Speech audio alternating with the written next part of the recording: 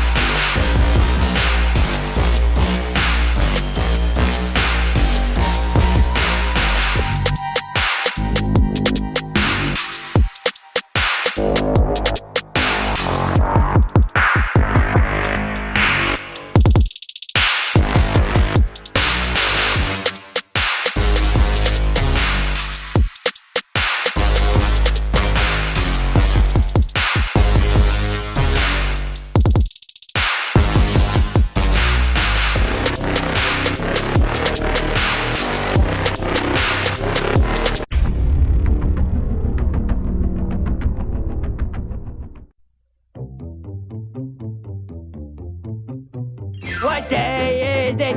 It is Wednesday, my dudes. It is Wednesday, my dudes. It is Wednesday, my dudes. It is Wednesday, it is Wednesday, it is Wednesday, it is Wednesday. It is Wednesday, my dudes.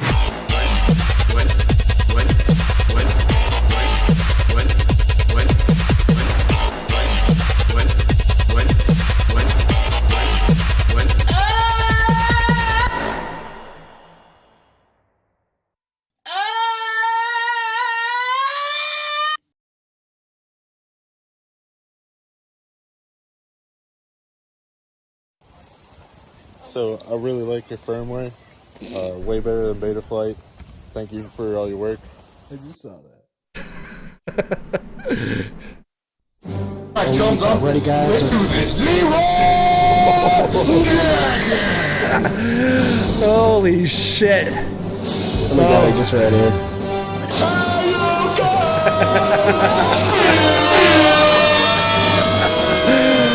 Oh my god.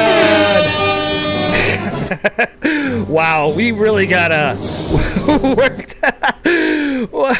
Wow. So I changed some things around on the stream deck, and obviously a couple things got a little louder. What's up, y'all? Welcome to this week's B2P. Thank you for joining us. What's good? What up, chat? Oh, see, Before we get rolling, I just got to shout out Waldo and Risco for the intros. We got a happy birthday shout out to John motherfucking Solo. What's up? And of course, last but not last, no. Both. Shout out to our guest and thank you for joining us, the one and only SeaJayeFPV, our pilot of the week. Let's go! Thanks for having me out here, y'all. What's up? Oh, yeah. Good to see all y'all. Good to see you too, man. Man, thanks for coming on and coming to hang. Danish in the chat. Yo, Danish. Hit the deck. What's up, fam? What's going on, everybody? How y'all doing this week? Doing good. How about you? Great, man. Great. Good, man. Everybody get some packs in this week? Oh, yeah, I got a bunch in. I got a bunch of them. Greg always gets a bunch in. I think I got like 30 packs in between yesterday and the day before, or yesterday and today. Putting them freshies to work. I like it. Yeah, I've been flying hard. How many quads did you break? None. That's because I lost the quad, so that's Okay. sacrifice. Yo, I don't have anything for that. Like this. That's all I got. I don't have crying or anything. I mean, we have Tally. My name is Tally. I don't know what else to do about your lost quad. Damn. You want to tell us about it? So tell us about that. What happened? I know, right? This weekend, I was up in a place in the Appalachians. My wife's family is from, like, a piece of land they've owned for 100+ years, and it's this little magical nook in eastern Tennessee. And it's like on about 200 yards of a little small, fast-moving river. It's fucking gorgeous. I mean, it literally, like, you don't have cell service. You can't GPS there. Shit, you just have to magically appear. Magically appear. But anyway, so the first morning, on Saturday morning when I got there, like, first thing I sprung up, ran to the river, like, threw the fucking drone down. It's in kind of a holler, if you know what a holler is. Basically, like, you know, a valley between two peaks. Okay. And I was too excited, and I didn't pre-flight enough things. I was being. You strap a bottle or anything? No bottles. It didn't even make it. I mean, it didn't go in the water, but it's on the side of a mountain that I don't know how to get to. That's fair. I just almost lost one maybe 2 weeks ago with you guys know 321 FPV. I'm always doing work with him. Yeah, word. We were flying in New York, in Cooperstown, New York, at the Baseball Hall of Fame. But outside, we were at this lake, and we were flying around this I would want to say light tower, but it really wasn't a light tower because it was not a huge lake, but it was just this tower in the middle of the lake off this little peninsula. So I'm flying it, everything's great. I have a little foam, what do you call it, pool noodle at the bottom of it. Mm-hmm. I'm thinking everything's fine, and we come back, the whole flight's great. I come back, I come to land it in the boat, and I like disarm right above 321's hands, and ends up hitting the pool noodle ends up hitting his hand and went into the water, right? Oh shit. So like at first he didn't think anything of it. He went to go reach over and grab it. But it just sank, dude, like a freaking rock. So I came up from the goggles, and all I seen, like Aquaman, was this man. He was in shoes, pants. I mean, batteries in his pocket. Oh my goodness! Pocket, like not a care in the world. Dove for this drone, right, and then came out like some superhero. That's awesome. and like saved the day, dude. It was absolutely insane. Did he unplug it while it was still underwater? That's the question. No, well, and it was in fresh water too. It was in New York, so it was fresh water. As soon as I got out, I unplugged it. We were more worried about getting him in the boat. You know, we had I was bamboozled, bro. Because in my head, I disarmed. and I landed in the boat. Everything was fine. And then I hear everybody gasp. And I take my goggles off, and all I see is 2 feet sinking in the fucking water. Fucking bubbles. What the hell's going on? Oh shit! Yeah, that's awesome, dude. Fucking was shout out to him. Dude, insane. Golden hour. Ended up having to go up the little hill to grab another drone because I obviously didn't come prepared, and then came back and flew it again. But now they have this new thing. Well, I don't know if it's new, but it's new to me, and I just picked it up. It's called a drone, just a drone retriever. It's droneretriever.com. It's literally like a package, maybe the size of a water bottle when it's all done, but it has a CO2 cartridge and an airbag. And if it's underwater for 5 seconds, it deploys that airbag. That's I have seen those. I will let you know. I've got a job coming up in Maine here in like 2-3 weeks where we're going to be flying over water and all this stuff. So I will let you know how it goes. Yeah, And if it does work, link. So like yes, absolutely. It's droneretriever.com. I was Googling it. So when they send it to you, there's not a whole bunch of instructions. You got to go on there and figure out how to do it. Yeah. But it's really cool technology, and it's reusable. Like you can get other CO2 cartridges and along with other little pieces. So the housing part of it and the actual airbag of it, you can fold back up and reuse it. Oh, that's awesome, man. Hell yeah. Yeah, I have to look that's cool. into that shit. I hadn't heard It's of like, that. I think it's like $70 or $80, but it's absolutely worth the investment, dude. Absolutely. Yeah. No, absolutely. If I'm gonna check the quack.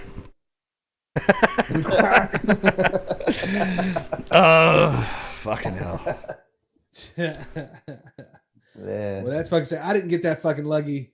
I just like there was like dude, I saw a bald eagle flying. Like it was magical. I get lost in this, and like it's pretty tight. Nice. Magical. The only hole between trees is the river. Right. So like as I'm coming down, it's like you have to like get in, and I just kept like kind of going back and forth to kind of slow down and come under the trees. Yeah. And then I saw the bird, and I took off towards it and got behind some trees. Naturally, right? Naturally, bro. Didn't realize like when I came down, like grabbed my goggles, my patch antenna was kind of pointed all funky. Like I literally just threw this shit on and took off and went, and I paid for it. Yeah, it's that No excitement. DVR. No DVR. No. I didn't even have the fucking SD card in it. GPS? No. You didn't have a GPS? Oh, this was my 5-inch rig. No GPS on it. Yeah.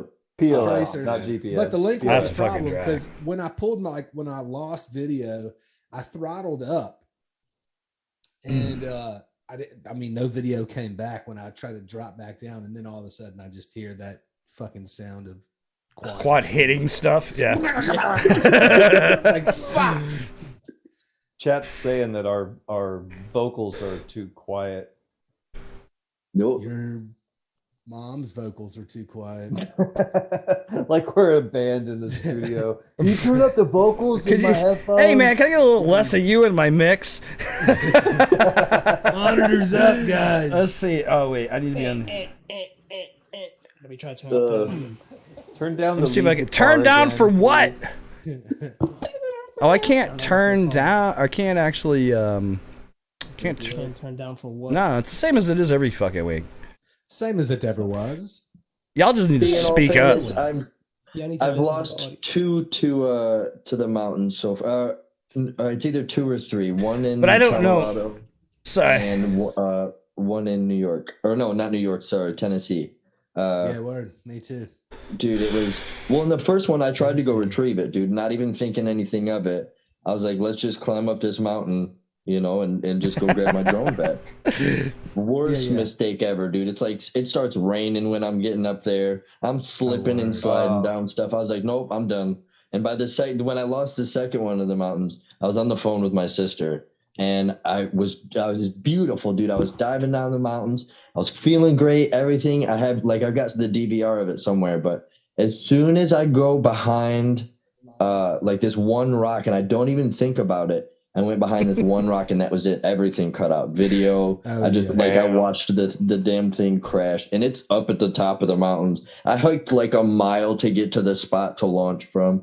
First pack and everything. So I called my sister right back up. I was like, well, that was fun. I'm done with that. I'm not sending up anymore to sacrifice, you know? Oh, you could get me. Well, that leads me to my other question. Like when I met you, you weren't doing as much with the monster trucks yet like you are now. So how many quads have gotten destroyed by a monster truck? Yeah, Honestly, right? so I've never had a drone crushed by a truck.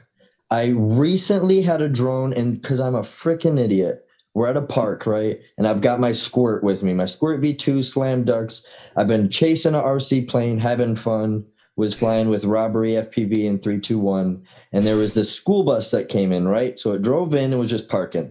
So I did some power loops on it with the 5-inch and not thinking anything of it.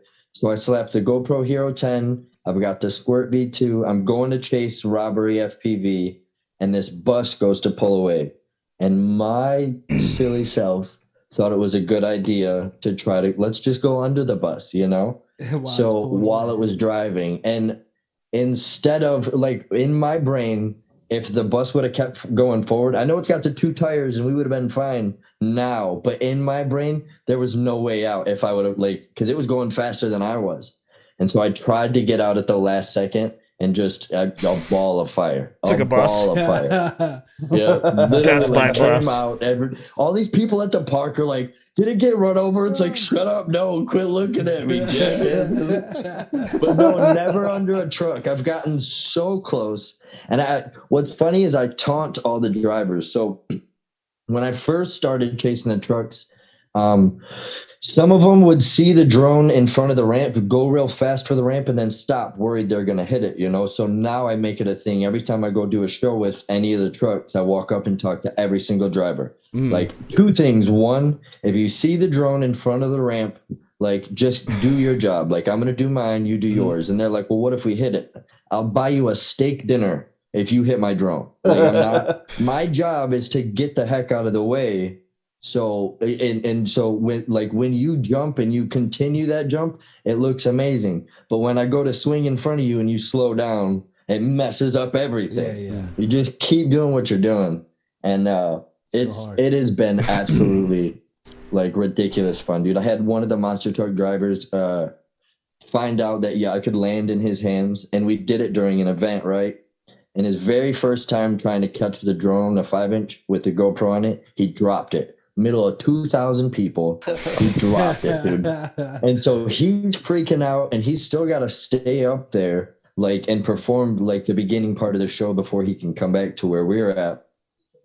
And I felt terrible. He flipped it back over, and I told him a while ago, or like at the beginning of the show, if you flip it over, I can just fucking leave, or just don't touch it. I'll get back up and leave, you know? He came back, and he came running, dude, running. I'm so sorry. And I'm like, shut the fuck up. Get back in your truck. The drone's fine. We got a show to do, bro.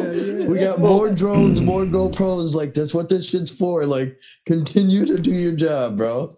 So before we get too far ahead, why don't you first of all introduce yourself and give us a little bit of your background and how you actually got into FPV in the first place? So I am CJ, or SeaJayeFPV. I started probably almost 3 years ago now, and a buddy of mine named Matthew Marchinsky, I forget his FPV name, he showed me like 2 years prior FPV, and at the time I was flying Mavics and Phantoms, and I was like, no, man, I'm set. I really like what I'm doing with the Mavics. I'm going to continue to do these. And then it was like 2 years later, I found the video of him doing freestyle. And that got me absolutely addicted. You know, watching somebody dive through trees and do silly yaw rolls and if I can the stop, whole bit of it. What got you into Mavics in the first place? Like, what got you into that? So let me back like, what's up your a little background more that got you? Yeah. I was, I think, 13 or 14. And my dad had bought his first little bullshit Walmart drone, right? And he said, you're not allowed to fly it while I'm not here, you know? And so naturally, as soon as he went to work, I would go and fly it. And ever since then, I just started with, I had the Phantom 2, and then I had the Phantom 3, and would just start filming with those. I did a little bit of wedding photography on the side. So Right for on. the past 12 years, I've been an aircraft refueler in private aviation. So that's what kind of helped me get my 107 was with all the sectional charts and all the actual aeronautical knowledge of it. Right. That helped me in the background of it. But fast forward to, I think 2019 is when I actually started. And I was freestyling, met 321, T-Rexinator, and Tiago or T Zentana FPV, all local to where I'm at, flying freestyle. And I'm lucky enough to have something called the Compound, which 3 years ago, it's like 400 miles of roads that were built to be like houses and all this stuff, but then they went bankrupt, so it's just all these roads. So it got turned into like this lawless wasteland where everybody drifts. I mean, there's paragliders out there. There's absolutely everything. People shoot guns. It's freaking nuts. But that's where I first started chasing my first drift car. Right. And after that, they asked if they could purchase the footage from me. And that was maybe a month into FPV. And so at that point, like right at that point, I found out that like you had to get a commercial license and do all that stuff. And so that's exactly what I did. I think I had my license at 3 months into FPV, and I just started going up to everybody. The beginning video that you've seen with Tour Destruction, the very first show I did with them, I had my book bag strapped on me. I went and bought a ticket, bullshitted my way in, told everybody that I was part of the drone team. And I mean, I had 5 inches on my back for all this stuff, you know. I've got 321 with me, and we walk in there. We both pay for it. And I walk up to the drone pilot. Long story short, I walk up to him, and I'm like, hey, like, give me a chance to fly. And he looks at me, and he's like, hell no. Like, no, absolutely not. And then I pull out my license, and I put it up against the fence because he's on the opposite side of the fence. And I'm like, look, dude, worst case scenario, I get in trouble for whatever happens. And best case scenario, you get free footage right now. And so, like, after a few minutes of talking to him, he ended up letting me like fly for him. And he's like, all right, but if you crash anything, you break it, that's on you. I'm not replacing anything. I said, deal, sounds good. I'm piloting it, you know, it's my responsibility to bring it back. Right. So I went and flew one pack for him, and came back, and he's like, all right, I need you at this event, this event, this event. And then that's just what started everything, was Tour of Destruction.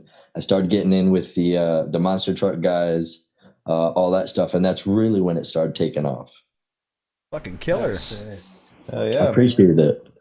Nice. It's absolutely surreal. I'm not even going to lie. There's times like when we were in New York filming the Cooperstown Baseball Hall of Fame, we're sitting with the president of the Hall of Fame, like the exhibit builder. So this lady that builds all these exhibits is like literally walking around everywhere we're talking about flying. She's checking it out, making sure we're not going to mess up any of the exhibits.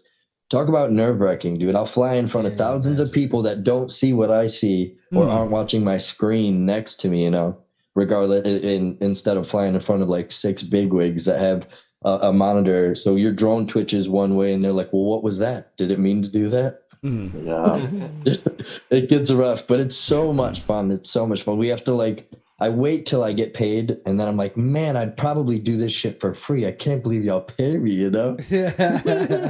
For sure.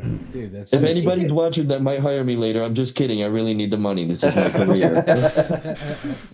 Yeah, so you're out at Orlando Speed World at OSW Drift, like for pretty much every event when you're in town, right? Yes, that's exactly what it is. I've got something set up with Tommy, the coordinator of OSW, and I film for him every time I'm not out of town anyways for the trucks or something like that. But that was definitely a blessing. I got to work with Flyday FPV and Ghost FPV, and both of those were really cool guys to like. I spent almost 2 years chasing drift cars and building like a action sports resume with that, or like a portfolio with that. And that's been absolutely so much fun. And meeting the drivers, that's what I was talking to you guys earlier about. I don't mean to, and it's unintentional, but I'll get flying and you get zoned in, you know, and I know all my drivers. So we'll be in A class, and there's all these really amazing drivers. And then I go back and look at my footage, and I focused in on my 5, 6 guys, like every run, like a jackass, you know. But it's like I'm not trying to be a jerk. I've got my guys, and I always come out. You're focused on the flight.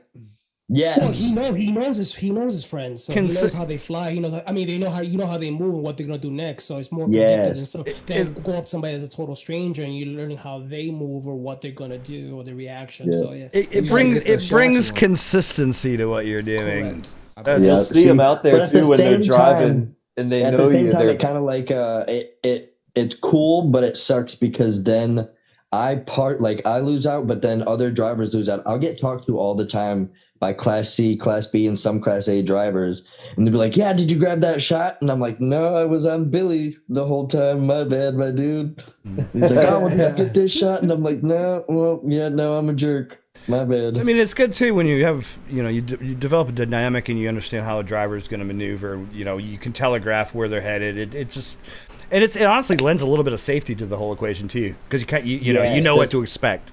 Yeah, that's what the 2 years of filming with the drift cars has helped out with, is essentially predicting where they're going to go. When the drifters have a track, you run the track 2-3 times, you know where you can swing around them, you know where you need to get on their tail or whatever the case is, and you can get where you need to safely. With the monster truck drivers, it's a lot of fun, but man, those guys are sporadic. They're freestyle. You kind of have to predict where the truck's going and then try to swing in front of wherever they're going to get those jump over shots and all that stuff. And I'm not going to lie, I've missed quite a few. I missed 2 rollovers because I was going to fly predicting where they were going and they rolled over in a turn.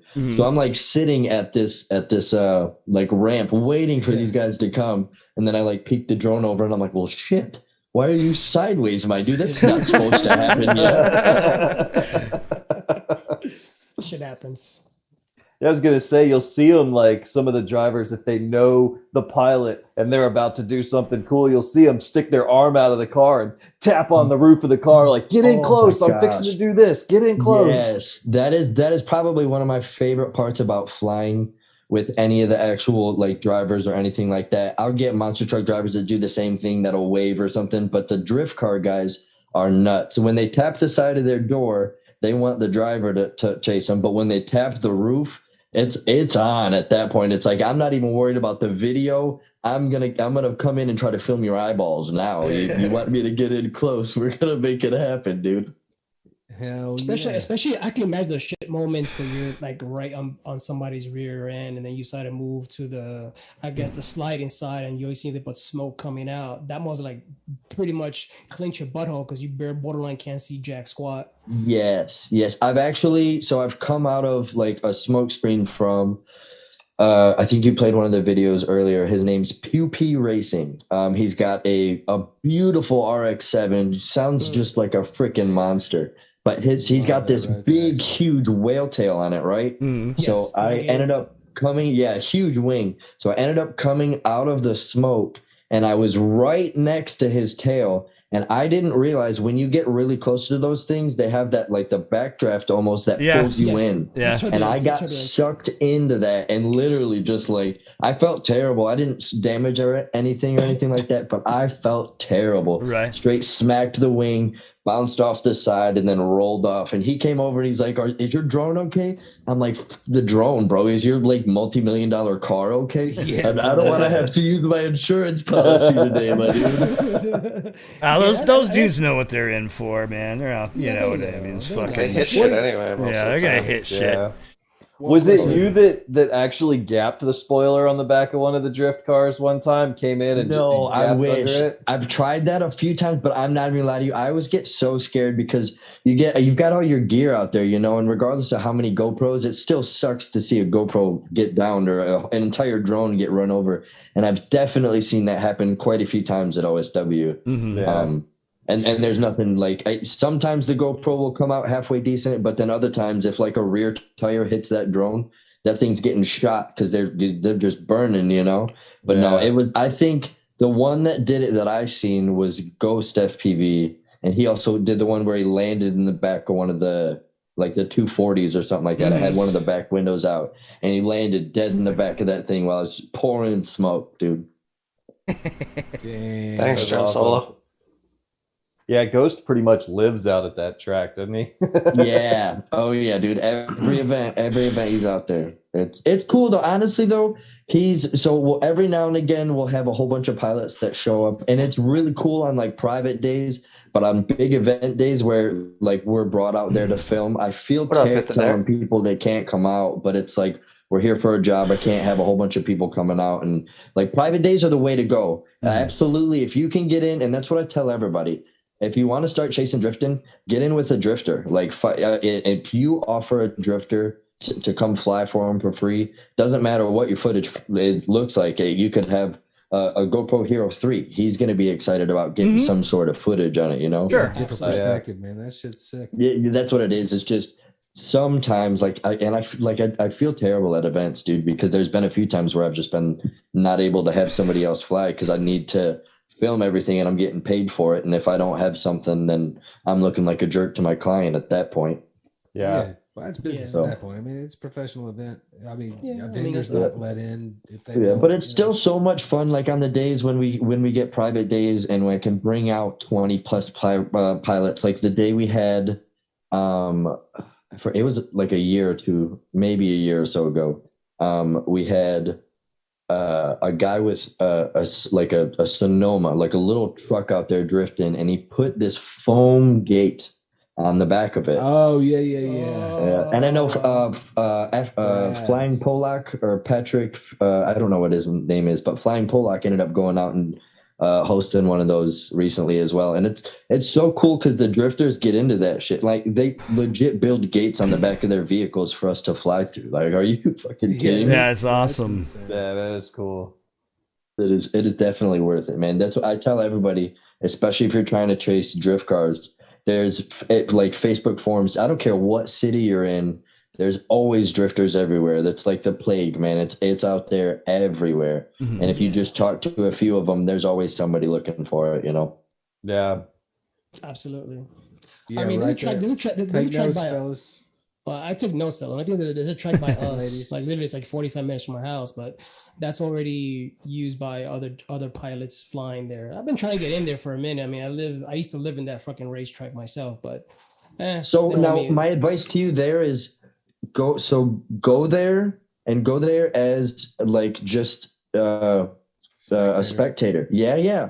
And go hang out and talk and like that's just honestly that's the way to get in, because then depending on the pilot and their ego, really, they'll tell you about private days, or if it's like a big event, something like that, then yeah. But if it's just some like private day, they're always drifting or something, or a practice day or something. Exactly. Like that. Those are the perfect times to go in, because that's when you can go in and establish a relationship, you know? Right. And at that point, you're not stepping on anybody's toes. You just become like, say, such and such John Doe is not able to fly for this event. So they know you can fly, so they bring you out for the event, you know? And that's definitely the way to get in there, is to get on practice events. But go in there, talk to the pilot to see if they need anything, you know? Like, I mean, just be involved in what they're doing. And they're a lot more... like I said, again, depending on the pilot, they're a lot more inclined to have you come out and fly if they don't feel like you're trying to come in and step on what they got going on, you know? And I completely understand that. Yeah, and that's my feedback. Like, you don't want to rub somebody's feet, because that can actually backlash on you. So you want to be respectful in any situation like that. It's like, for me, I can get to the drag racing thing, because we still do a lot of on the ground drag racing here in my area. But as they call it, Mexico driving, as they call it. Yeah, that's fair. Yeah. So I've been meaning to tell my manager to try to get me in there, but I keep forgetting to ask him, because they do some like late night, like, highway closing. Most of the drift tracks in Jersey and shit, if you got a 107, you can get a press pass pretty easily. Or just do what I do, just show up with a camera. I mean, honestly, that's what I do. I mean, I did it in Texas in the 1320 or Texas 2K event. I walked in there. It's like, oh, you can't go back there. And I showed my big camera. It's like, oh, you're pressed? I was like, yeah. And I just walked in. And I just stood and pressed it for like the whole fucking day. And a bright orange vest. Somebody That's else true. hit the deck. Have a good one, Just AJ said- Mass. Good night, AJ. I keep Good night. like I'm slacking on these chats. I'm terrible. Hit the deck just asked if I still fly the Bando track where I started, and to be honest, it has been so freaking long since I've been out there because they boarded it up. I mean, enough to where the neighborhood children opened a door for us, so we're good there. But it has definitely been a while.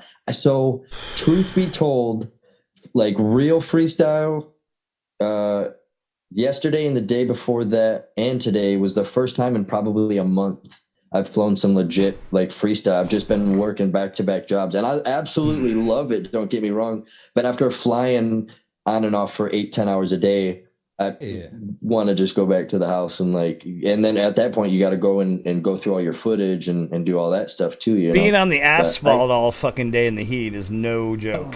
No joke. I know. Yeah. See, I've been lucking out recently. Now, when I went to my most recent show in Alabama, my monster truck show, I went to New York and then got back from New York, literally got back from the flight, slept for 8 hours, and then jumped in my car and drove to Alabama for the monster truck show. And New York was absolutely beautiful, dude. We were in upstate Cooperstown. Right. Absolutely freaking gorgeous. We were there to film a whole bunch of hospitals because they're doing a commercial for like bringing in doctors and nurses and stuff like that to more rural areas. It's a long story short, and once the final video's actually done and my producer's done with it, I'll absolutely share it. That'd be awesome.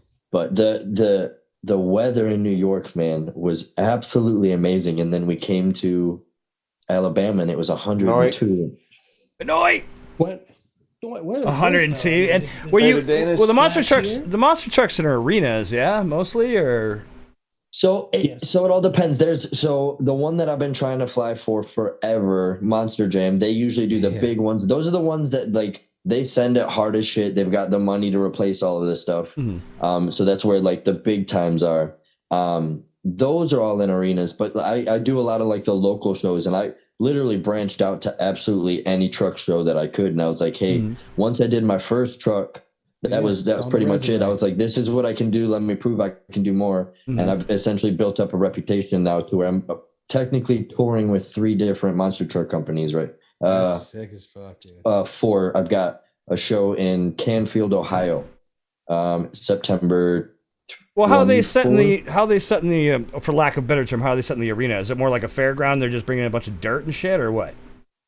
Yeah, a lot of times it's like old, like the dirt style racetracks. Yeah. So it's a dirt style racetrack that they bring in dirt and cars and stuff like that to the center of it, and then they'll use the outside of it a little bit. And then it just depends whether they bring in like some of the Better than tours. asphalt. I know. See, what's funny though is we've done a show on asphalt, and the drivers like it because when they do the cyclones, they can just spin them until they're about to roll them, man. Right. They love it. I did a show I want to say it was in Naples. It was either Naples or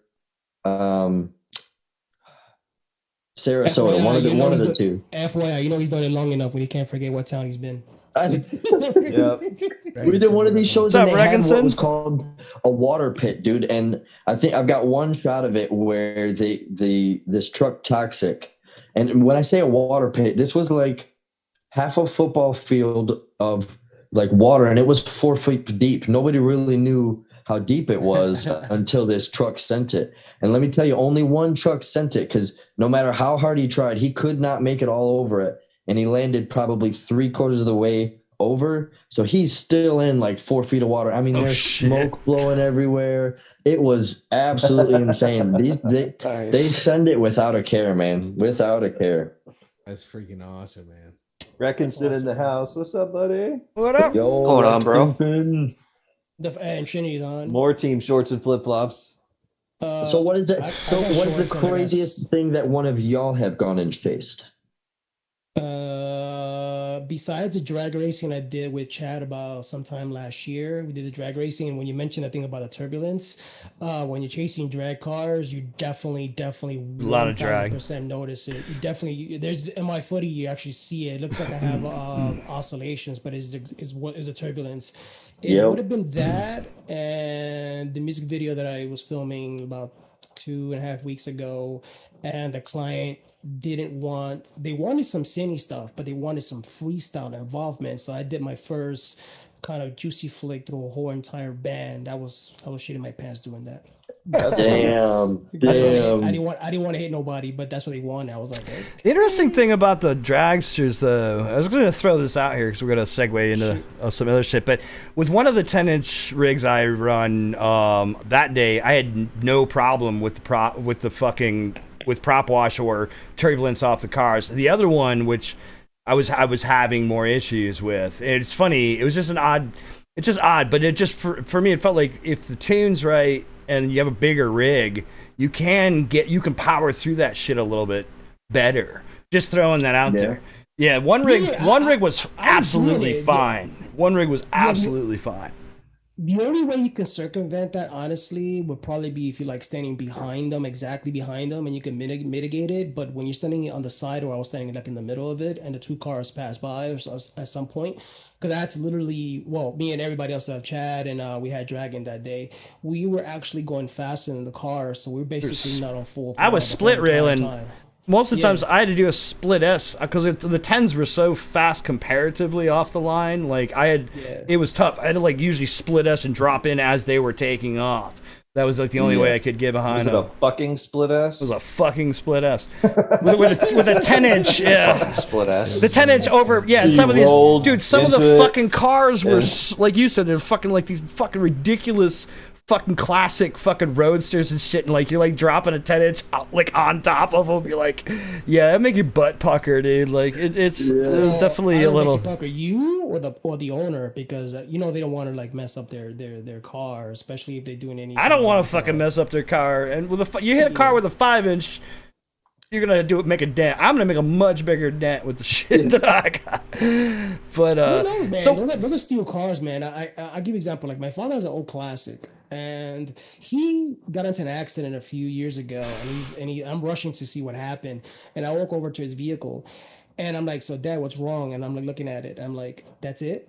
And I go look at the other driver's car. He had like a CRV or some sort, and his whole bumper, the bumper came off. The wheel in the back got ripped out from the cage. His car was like, it looked like he had he got rear-ended by my dad, and my dad had a scratch on the side of his light. Not even the light was cracked. Old cars are built better, but I still don't want to crash a goddamn quad into any of them if I can fucking help it. Fucking. No, we don't. So what? Figures into a car at least. Let's not try to at least. Just don't do what I did one time in my friend's shop. We were pushing. Sorry, stay on target, Tech. No, fucking. So CJ, man. So you were talking. He took his pants off. I know, bro. So you were talking about doing photography, like speaking of dropping 10. You were gotten fucking. You were doing photography, wedding photography and stuff. Like, do you have a photography background besides that, or like, how did you get in imaging and stuff? That sort of thing. So funny story. It was my aunt's wedding. I think I was like, maybe around the same time that I started messing with my dad's drones. So probably like 13, 14. My aunt's wedding, they brought in this photographer, and in the nicest way, he was absolutely freaking terrible. Like, I mean, there was like, I'm not even trying to be a jerk about it, but he was not grouping anybody together. There were just all these things, you see like wedding photos and stuff like that. And you kind of, I kind of like, all right, well, they group them all together. You see that shit growing up. And then when you see this dude out here, everybody's all spread out and stuff like that. Long story short, I ended up helping him out. And my aunt gave me like one of her bullshit cameras to use. And I ended up taking pictures. And you see my dad took pictures of it where I'm like gathering people like, all right, I need you here.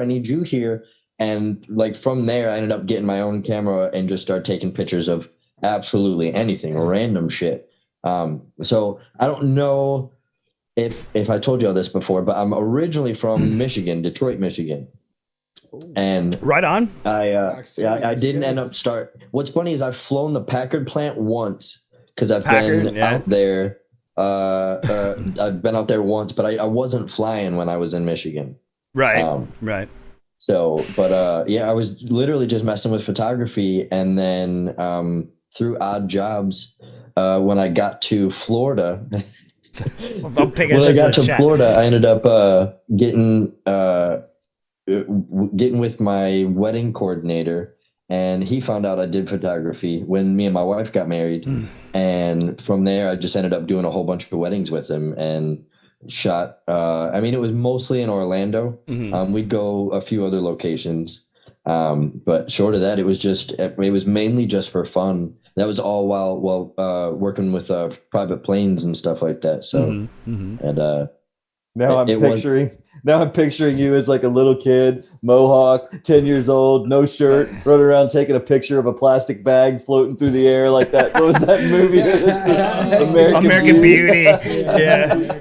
Yo, joke. I promise you, I'm pretty sure. I don't know if it's like 10. It's either 10 through 13, but I have, and my grandma's got it on her fucking fridge. It's a bright blue mohawk. Like, no, I'm not even shitting you, man. It's amazing.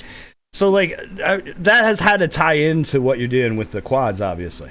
Yeah, absolutely. The freestyle part of it has been a lot of fun, but having that photography background, and then with my experience of photography, it kind of goes hand in hand with videography. You know, if you got a camera that can do video, you make some silly videos. And I used to skateboard a whole bunch when I was younger, so we would make all the skate videos.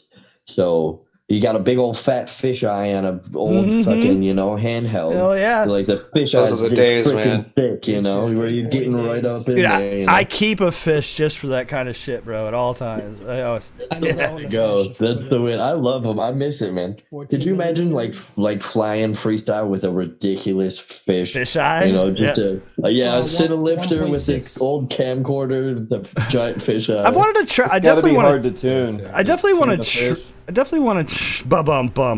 I definitely want to try it at some point. I have a 10 millimeter Sigma, and it's it's like 180 degrees almost. I think it's like actually like 170 something. It's fucking wide as shit.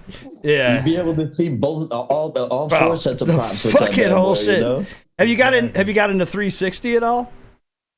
No. So my one time with a 360. It was maybe 2 months into flying. I strapped it onto an RS X550 or whatever the bind and fly that I bought was. Took it to my local park that had a lake and flew it line of sight, maybe 100 feet, not realizing I was over the water and lost it in the lake. So that was the one and only time I've ever worked with 360 stuff. See, I'm a sucker for real steady. Especially when you're appealing to a client. Now, freestyle, I don't ever use you'll never catch a GoPro on my drone when I freestyle. Since I run DJI, I just use the DVR if I'm going to post it or anything. So with that being said, I always use like GoPro 10s or the newest GoPro in real steady, just because it appeals to the client more, I love seeing all the movements of it and all that stuff. And how we got there, but the client doesn't give a shit about that. He just wants to see that smooth flowing. Yeah. Nope. I can't tell you how many times when I'm flying, like when we were flying through the Baseball Hall of Fame, and it's not terrible, but you lean a little bit and stuff like that. My producer mentioned it multiple times to everybody. Like, this is not what it looks like. There's a little fisheye in it. Like, there's not going to be in any of this. It's better quality in the GoPro, all this stuff. But it's at the end of the day, you're filming, especially being at my job, you're filming for the client, so you want to make sure it looks as crisp and clean. And so that's in my opinion why I like looking for. Yeah. Well, exactly. You're still flying. I tell people. Go ahead. I was just gonna say you're still flying some AP drones still, right? You still running like a Mavic or something on some? Yeah. So honestly, I've been so busy with the FPV side of it. I actually bring out, and I try to do this as often as I can. I'll bring out other pilots.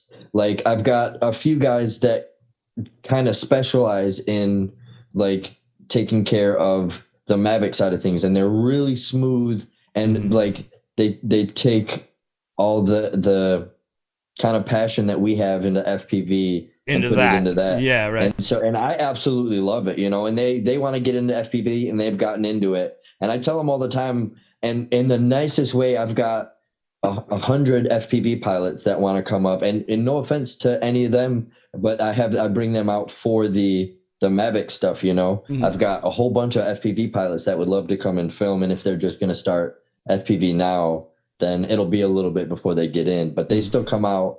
And like you seen the one earlier with Tour Destruction that had I forget his name on Insta, but his name's Ty. He's really cool, an amazing FPV pilot, but he also like does really, really good Mavic work.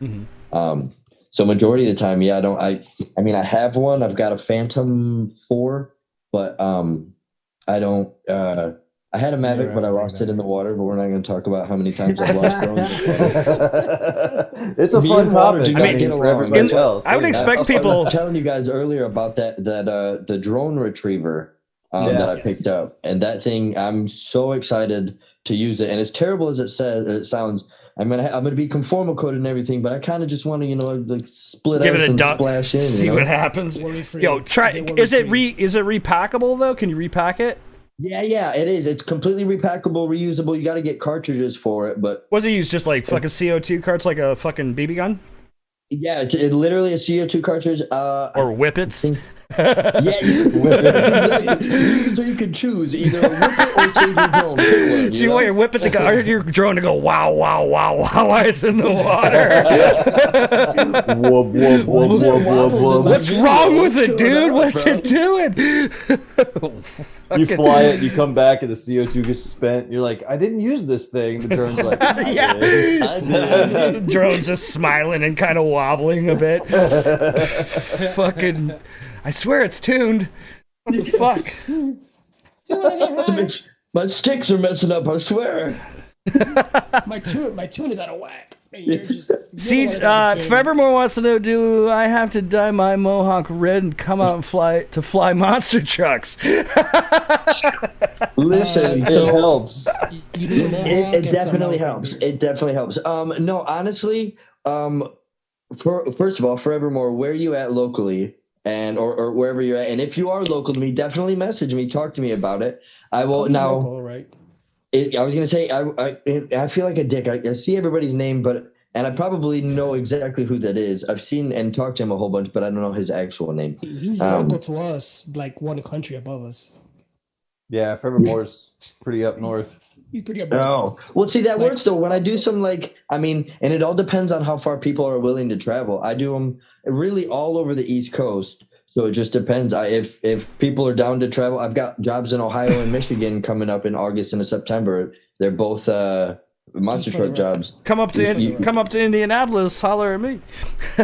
Bet, dude. If you come back to New York, you know where I'm at.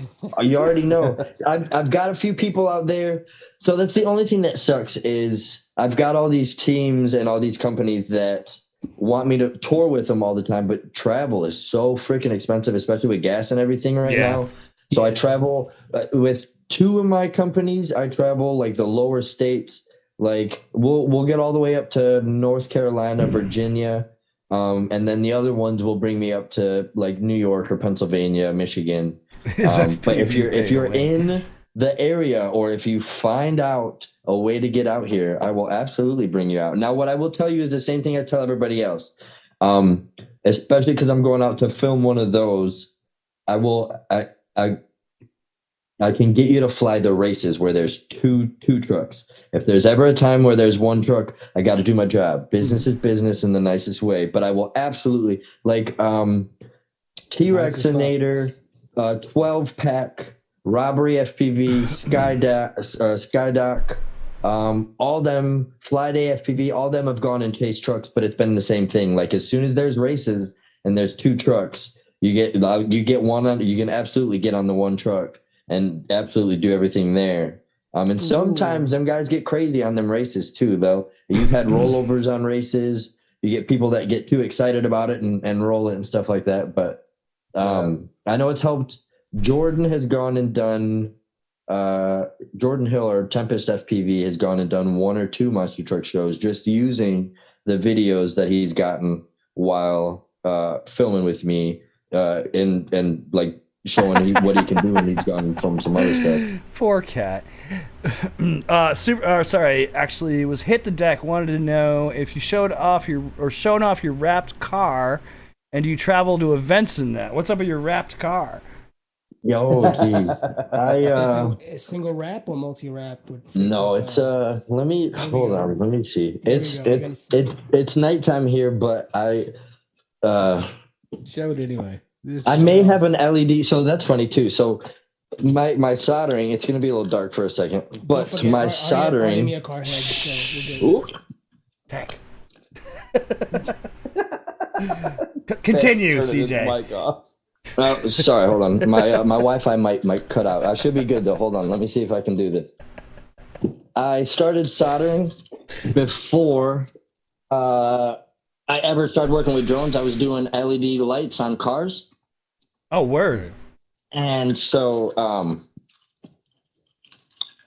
that's what helped like get me into the building of it. But so let me see if I can figure out. Hold on, there should be a way.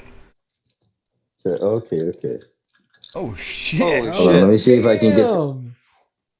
Nope.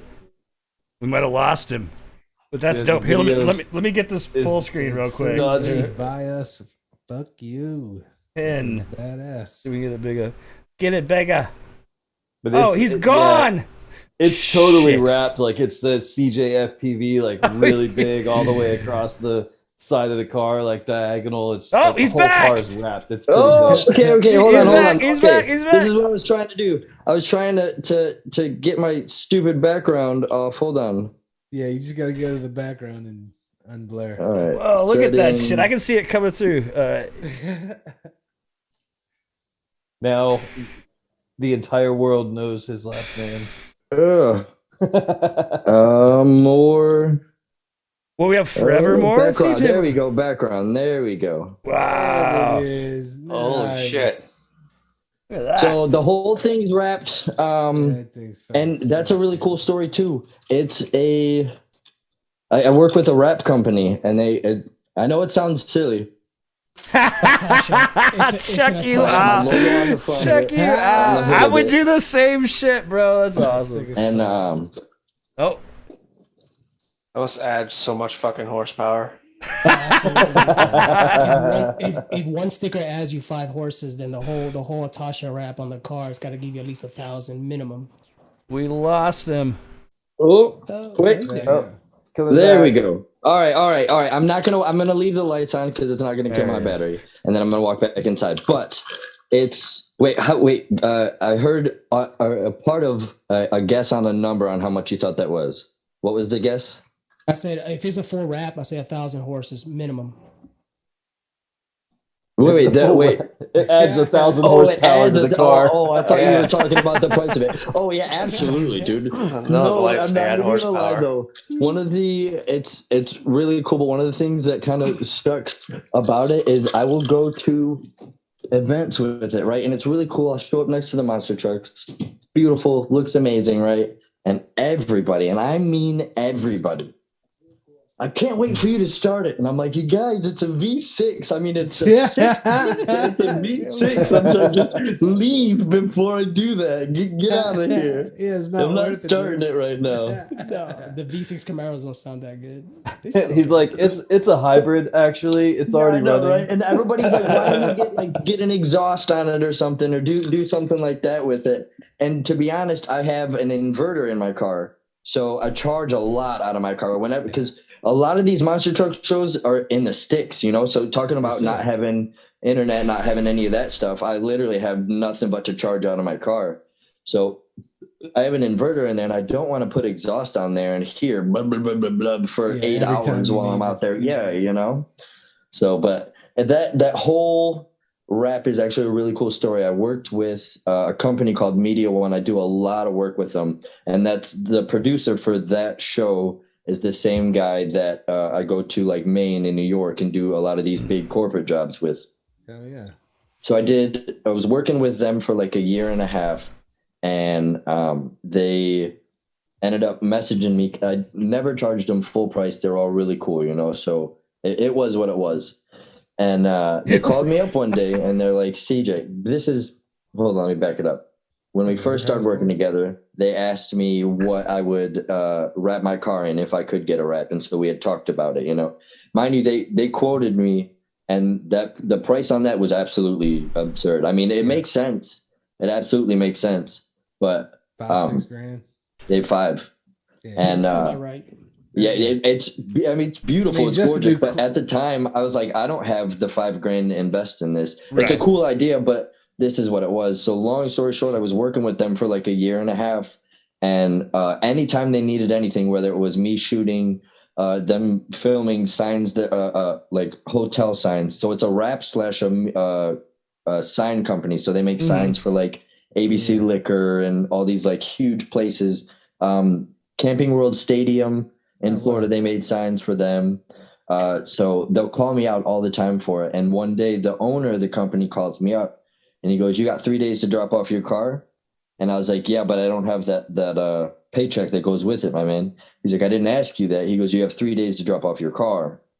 And I was like, "Shut the fuck up." And shit. so yeah, I dropped off my car, dude, and I didn't we had like a rendering of what it was gonna look like, but it still didn't even give it remotely the justice of it, And when I finally picked it up, like I was like halfway in tears and shit. It was so freaking cool. I can only imagine. So cool. Imagine, Yeah. That's so sick. Yeah, I've been working with them honestly, heavily for the longest now, and it's been like 2.5 years now, and I just went with them into Atlanta when it's like two guys co-own it, and both of them called me individually while we were on the way to Atlanta, and they're like, "Yo, you've been doing so much for us. You won't charge us full price. Do you got another car we can wrap or something, my dude? Because like this is ridiculous." Hell yeah.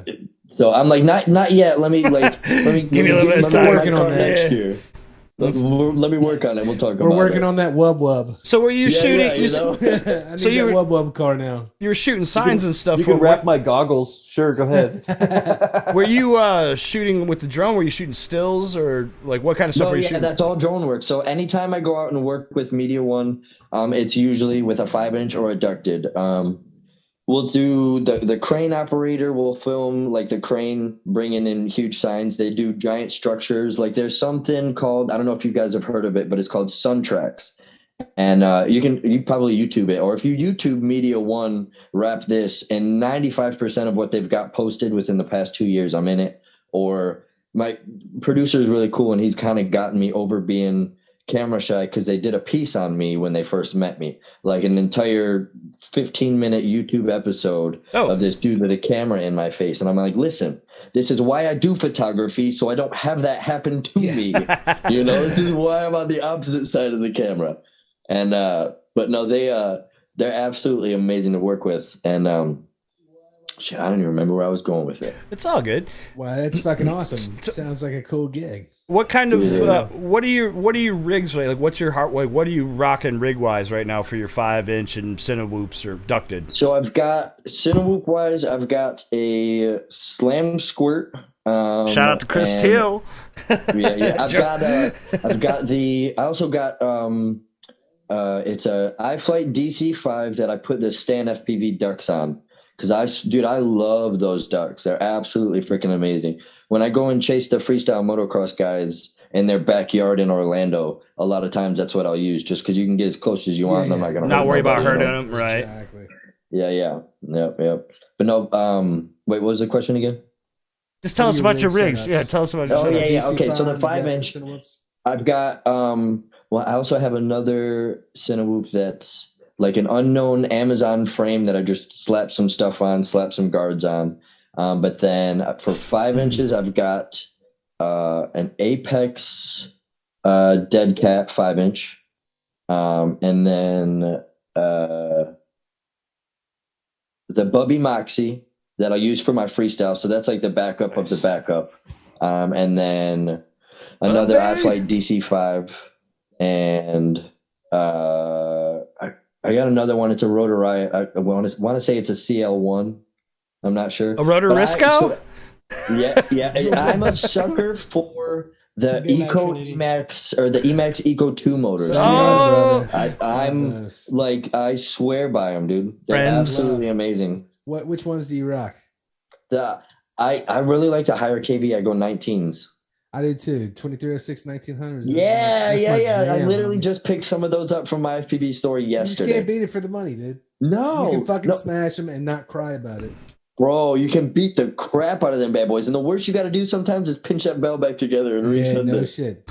Nothing. Hey, it's a You do it redux of the Emacs. red butts. Any of you cats that are like 5 years in and know about them red butts, you couldn't kill those, dude. You could not even bend them. I still have my first set of motors. And then when they pop, you do exactly the same thing. You take them, you squeeze them back together, and send. Yeah. Exactly. Dude, I literally just bought 4 new ones because I've been getting paid from these jobs, so I've been redoing my gear and rebuilding shit and just making upgrading shit, you know. Oh yeah. Sure. And I was joking around. I'm like, man, my freestyle rig, she's feeling real lonely because I haven't done anything. I haven't touched her in a long time. So all my Emax motors were working on it and everything. But I was like, all right, we'll go out and get you a new pair of shoes, make you feel pretty, Yeah, you know. exactly. We'll get you Strap her how I on the look butt at a it. little bit, you know. And what are you running? It looks nice. Like, what are you running radio wise, link and video and shit? I am I'm a fangirl and a lame ass. I run all DJI, dude, just because it's super freaking simple. Run DJI? I don't have to wire in another a receiver. It's literally my air unit or my CADX, and I go. You know, it's reliable, it's dependable. I'm not chasing mountains or doing anything like that. I think the most strenuous, not even strenuous, but the visually like where it impairs you the most has been when I've done inside of Orlando International Airport when I filmed their baggage claim for their new terminal, and then the Cooperstown Baseball Hall of Fame. Right. That one was, I got from like the first floor to the second floor, or one of the floors to the one floor to the next, Sure. which was just fine. But there was one floor that I just could not reach, and it was hilarious because they were pushing me around in a wheelchair. Like they straight That's up. the way to go. I've got the Yeah. DJI remote hooked to me. All the big wigs are around me, and it's funny because my producer, he's super cool, but he's been in the industry for a really long time. He was working with Discovery Channel before COVID and all that stuff, and then COVID happened, you know. So he's very specific and very like I'm there to fly my drone, right? Yeah, I don't. And it sounds petty, dude. It sounds petty. And I try to help out as much as I can, but like he won't let me move tables to help out move trash cans. I sit there. He goes, dude, your job is like, he goes, you twiddle your thumbs. We have people for that. Like I'll try to help out table setting or some shit like that. And you have to be careful actually when you start getting on some locations. It's a union house, and if you go doing shit that you're not supposed to, you will get people in trouble or get in trouble. Like you will cause an issue. Like I'm trying to be friendly. Yeah, exactly. Exactly. Like best intentions, but yeah, man, you got to be careful, especially as you get into higher. When you get on these bigger sets, man, the union is no joke, man. Their presence will be made known as soon as you fuck up. You know what I mean? It's like, it's been cool, but it's definitely been a learning experience for sure. From going to like the drift cars and the monster trucks are a lot of fun, but it's like a bunch of cool kids and rednecks sometimes, you know, like it's nothing serious at all. Exactly. Now, one thing I will say, hands down, my favorite thing to film every single time is when I'm at the events right before a monster truck show, when you've got all the kids lined up on the fence and all that stuff. I think I posted a video of it not too long ago with like this little girl. I was doing flips and she was doing all these spins, and then she found out I could do like a yaw spin, just a regular standing there yaw spin. And as soon as she found out I could do that, it was like game over. As I would do it and then she would do it, and then as soon as I would like turn around from doing it, she's turning around spinning again. That's my most favorite thing. Is to do that, because then you go in the crowd with all the kids and all that stuff, and they get to see the drone. One of the weirdest things is signing an autograph, though. The first time somebody asked me to sign an autograph, I turned around to look for the driver they were talking to. Yeah. So it was like this little girl. She's like, "Will you sign this for me?" And I'm like, "What? Where's the truck driver you're talking to?" She's like, "No, I like that drone." Hey, you're a pretty pilot, cool. man. You're That's fucking. great. You're a superstar. So if you got like, what are you editing with and things like? What's your workflow as far as get post production? So I use, and it's only because my dad used it when I was real young. I use Cyberlink Power Director. It's like a one-off program. Some people hear of it, or some people have heard of it. Some people haven't. I've heard of it. Yeah, I I've heard absolutely Power love Director. it, just because it's like I said. I've used it. My dad's used it for the longest time. I haven't heard that name in a million. Fembot. What's up, Yeah, Fembot? backstory on that. My dad actually owns a recording studio inside of a soup kitchen that my grandparents run, and that's where I got my editing and all that stuff started. Oh no shit. Dope. Yeah. My grandparents run a soup kitchen up in Detroit, and then my dad actually has. So long story short, it's old elementary school that was brought back, or that was shut down, and my grandparents bought it, Right. and then turned it into this ginormous soup kitchen. And there's a studio in we there. turned the kindergarten room into a recording studio, Oh. and it is the coolest freaking thing. I mean, that with it being a soup kitchen, he's got like 32 deadbolts. That's and I don't fucking blame him at Detroit all. right there, man. That is fucking Detroit, though. That's awesome, actually. Very, very Detroit. I have a big music background, editing and all that shit, so it's Heck like, heck but I say, and I feel bad because I didn't warn any of y'all. I'm a talker. Y'all talk. No, it's all about maybe good. an It's hour, all but good. I just- Dude, you just fit vomit, right in bro. like a Yeah. stank of shit, brother. You like one of the fam. Let's go. so is that Power Director on PC or Mac or like what? I don't even know what It's platform. PC. Yeah, it's on PC. I think you can get it on Mac. So what's funny is when I first started editing any of it, I didn't have a laptop or anything like that. I didn't have a PC. I left Michigan to move to Florida with my wife because her grandfather wasn't doing so well. So we ended up moving in with him, taking care of him for a little while, and then we got our own place out here. And I was editing off Cyberlink Power Director app on my phone. A lot of And people literally start just with a lot going of people through start with and their editing, phone, and that's what I Yeah. started with until I ended up getting the money to get a laptop and all that. But like I said, like 2 months into it, I realized I started fading away from the private aviation a little bit more than I wanted to, and getting more into the FPV at the time. Mhm. And just at that time, I knew it was one of those.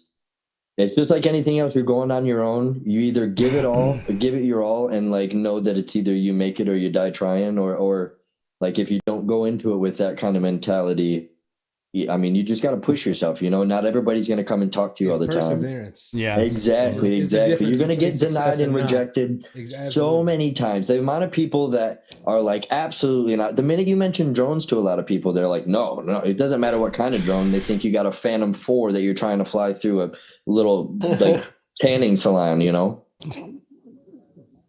Or you think you're gonna spy on I don't know why your balcony or something?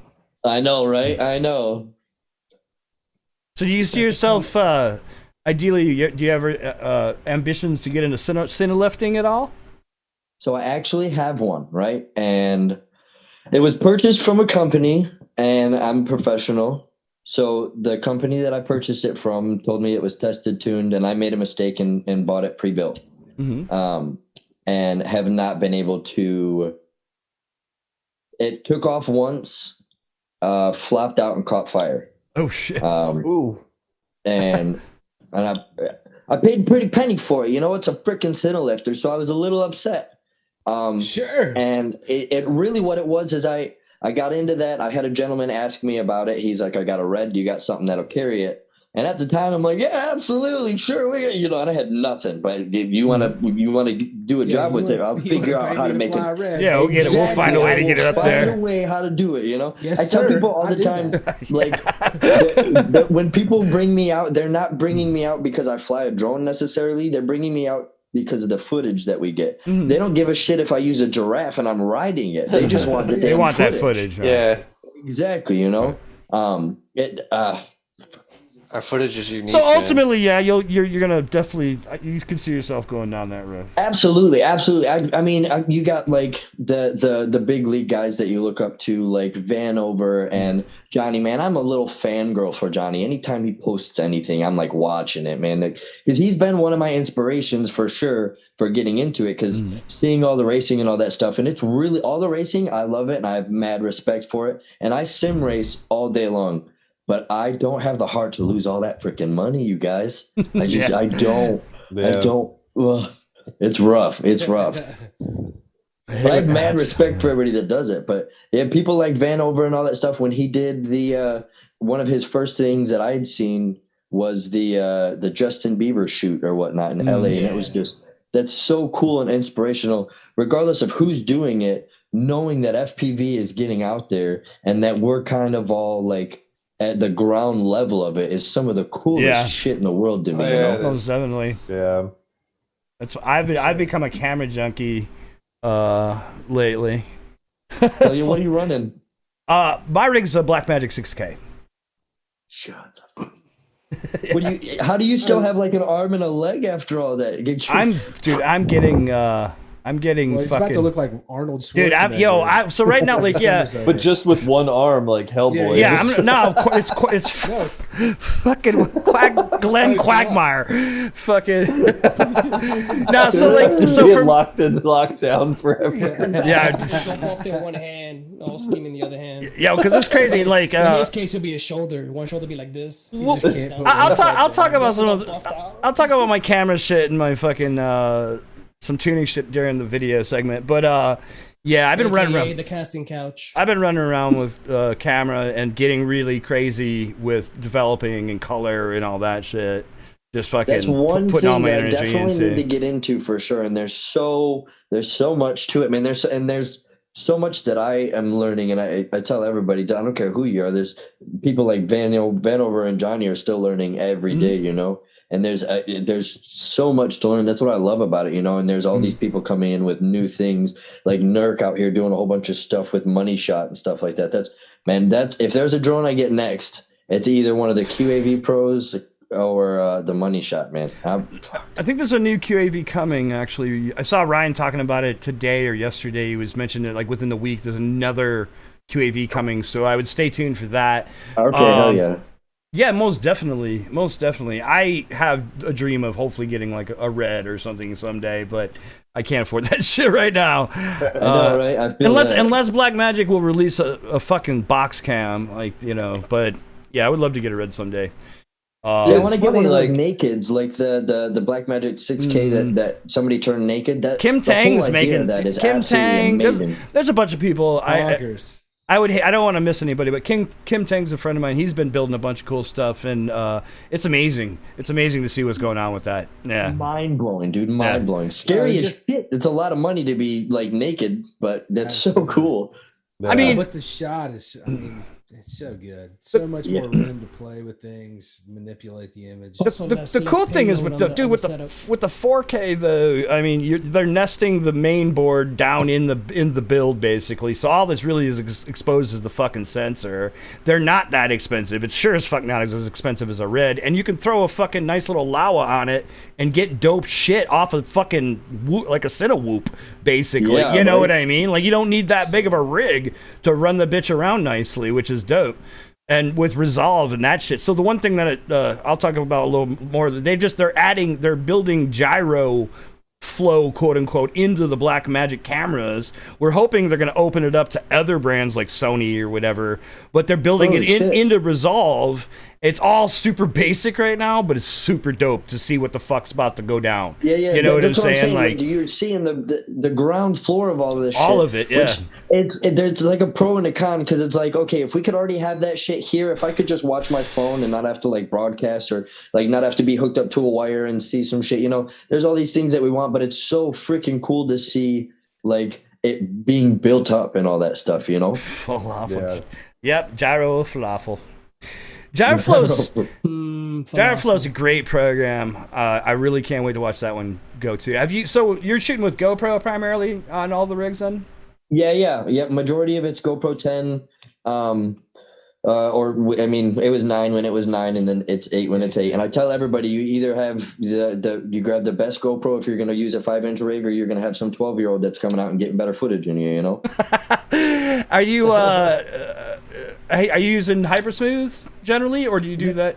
No. So I have a preference, and my preference and opinion on that is Hypersmooth boost to me predicts where you're going to go. You know, so it's like when you move in one spot, it'll get there and it'll be super smooth in that one spot. But when you go to move, you can kind of see in the frame like the edges, and you can kind of tell that it's moving. Right. And when you're chasing stuff, as opposed to I'm a sucker for real steady, just because it's that like it almost looks like a pre-planned flight route because it has the gyro data in it, you know. Mm-hmm. And like we were talking about earlier, when I'm flying freestyle or something like that. Earlier, my earlier days, I would use Hypersmooth on that, and just for fun and stuff like that. But when you're working for the client, they don't give a shit about how cool it looked that you swung around this or anything like that. They just want to make sure their videos look good. Right. And in my opinion, that's been the best way that I've been able to find out with a GoPro, you know. It's been a learning process with it, with the V1s and the V1 Real Steady, where it didn't have the lens correction or anything like that. And now the new GoPro players got their lens correction. It looks absolutely amazing. Definitely doesn't look as great as a 4K Blackmagic, you know, or anything like that, but definitely something that can at least pass for what we're doing, you know. Absolutely. And like, are you shooting, what like frame rate are you shooting at? Are you shooting 30, 60? Like, what's your favorite? It all depends. Usually trucks, anything fast, freestyle motocross, monster trucks, drift cars. With the 10, I'm at 2.7K, frame rate 4.3 at 120p.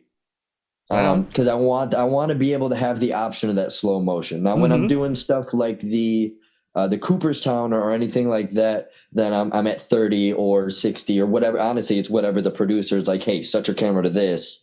And as long as we can do it in 4:3, then I'm usually good, you know. But with Real Steady wanting it 4:3, it's what I usually film in. Right on. And shutter, do you mess with the shutter and stuff, or you just... So every now and again I do, and that's what I mean by like I need to get it. I'll get it in a minute. Sorry, the wife is talking to me. Okay. Wait, the question one more time. No, I was just curious, like, so I get where you're going, but yeah, the question was kind of like how deep have you got into like the shutter speed and color and that stuff? I'm just now getting into ND filters and stuff, as silly as that sounds, you know. I've been... It sounds super silly, especially not doing any of the color grading or anything like that. I'll try to work with that a little bit, but majority of the time, unless my producer tells me otherwise, it's auto shutter, man. And you can tell sometimes in my slow motion, GoPro color, and you'll see the jitters and stuff like that. But I mean, for the most part, it looks pretty good. I definitely need to learn more about it for damn sure. Well, hang out with us. I'll talk your head off about all of these things. But they'll have you running DaVinci Resolve by the end of the week. You'll be running fucking Resolve for sure. And have you a Fusion Master the following week. Be on Emu Flight. You'll be on Emu Flight? Yeah, what are you running? What firmware? Beta or Emus? Or KISS? So I was going to say, majority of the stuff I've got beta. I think on the Cineloop I've got, or on my Squirt I've got Emu on it. Chris Teal. I ended up running Emu. Honestly, I did Emu once and freaking loved it, and then like started transitioning everything over to Emu, and then I got on the Betaflight 4.3 and then fell in love with 4.3. Other than their newest, or not their newest, at the time it was the newest, like the RC6 that they had. I don't know what it was, but every time I did 3 freaking flight controllers where I updated with the new RC6 firmware, and it bricked them. And when I say it bricked them, it completely like... They were wrecking gyros. Yeah, it was wrecking gyros for a second, and then they had to do it like an emergency patch and shit. Nerdcopter was making shit for people just to help it out, dude. It was a fucking... Yeah, dude, it was a nightmare. It was right before one of my events too. So I'm like trying to build this Cinelifter before I go up to the Cinewoop before I go up to New York. I've got 2 more, but especially doing big jobs like that, I want to make sure to have a whole bunch of shit. You know, I don't want to like have to worry about it at all. I come with like 40 batteries, and then I bring my visual observer with me, which is really cool too, because 321 will usually come with me, or a Sun T-Rexinator, which it sounds silly, but it lets me completely focus on flying. I don't charge. I don't do none of that. They take care of everything so that I can talk to the producer, find out what he wants, get ready for the next shot. Right. And then afterwards we'll go bullshit and go fly around and stuff like that. But they like it as much as as much as you would, because you go and are able to fly in some of these places. Like when we're done filming, like me and 321 flew through like the cabin that we were at and all sorts of like really cool places. And when we went to Orlando International Airport, me and 321 were just like straight up freestyling on the inside of this brand new terminal. It was mind blowing. Awesome. I think I did you post that video of the flying the baggage handling area on one of the forums on Facebook? Or I may have a long time ago. See, I'm terrible at posting on those because I feel like I post too much anyways, that I never post in any of the groups because I don't want to fucking like overcrowd that shit with shit I post anyways. But so it wasn't you, because this was done like sometime last week. No. I haven't flown a baggage claim. The last one I did was Orlando International, and that was like 2 years ago. I flew through Harbor Freight, their warehouse in Illinois.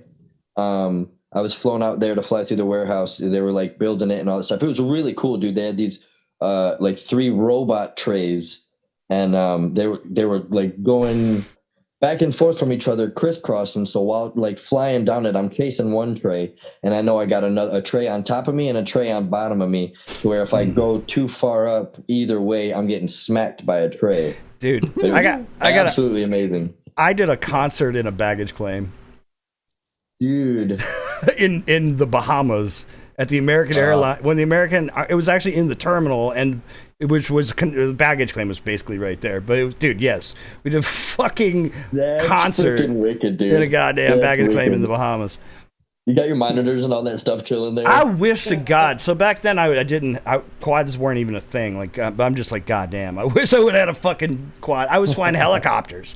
You know what I mean? Like, see, that is some of the scariest shit to me I have ever heard of. I want to get into it, but I want to start on a sim and get like a year on a sim before I even pick one of those up. I'm terrified of copters, man. It's just not worth it. Dude, you know what it is? Helicopters? Hell no. It's a hole in the air that you throw money into more than a quad will ever be.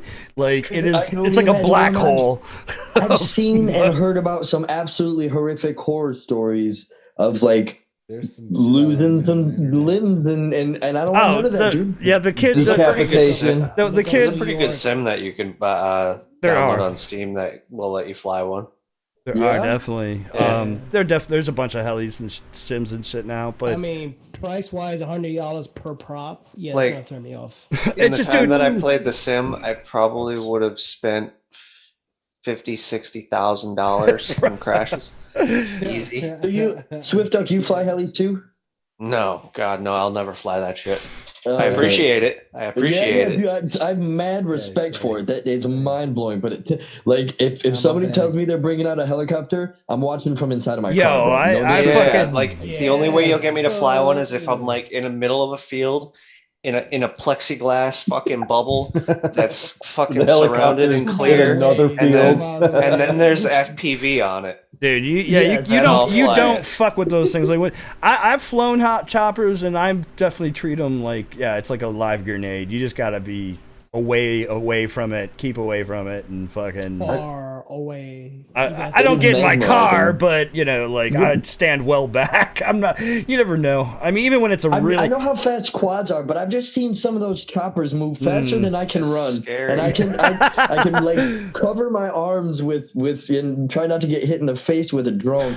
But a chopper is just gonna eat me alive, dude. Well, aside from slice your head off. Aside from the flying lawnmower aspect, I mean, the reality is if you dump it, it's not just like you break a prop. It's like you blow the whole top end of the fucking thing apart. You destroy the servos and fucking. It's just they're disasters when they crash. It's not like you could just change a motor, change a couple props, fucking new ESC and send it. It's like I've got to rebuild the whole fucking swash plate system. It's like fuck that. It's so much work, dude. Give me 2 seconds, gentlemen. Hold on, 2 seconds. I'll be right back. All good.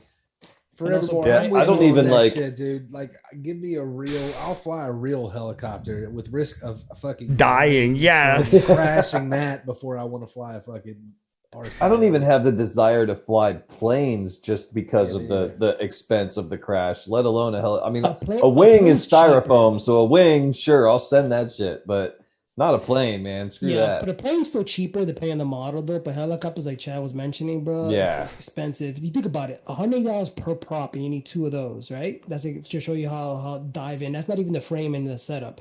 Or You spend any of about- that whole upper component. It's all You know? that Oh, God, period. Fuck that shit. Yeah, helis are just fucking, like I said, they're great, and if you're good at it, more power to you. You know, In-app but purchases when you crash in a sim. Yo, so why CJ's out actually? Have you guys seen that new sim that's dropping tomorrow? What do you? Anybody? No. Oh yeah, I saw Oh, that I shit. skimmed it. actually, will that be Details. dropping at midnight? Because if so, I'm I buying think that I shit. think so actually. I mean, Greg is buying. It's the 30th. I So really hope it's multiplayer. it's either midnight local or it's 3. Wait, It's gonna be 3 a.m. 3 a.m. It's gonna be. It should maybe say on when it unlocks on Steam. Let me check. Find out. I think it's only what, $20? Is it even that much? Hey, Dude, it's worth it just based on the features alone. Dude, so if you, yeah, yeah, I'm getting ready to multiplayer. pull something up here. Just one sec. But It's Steam multiplayer is to the see if it's question. already there.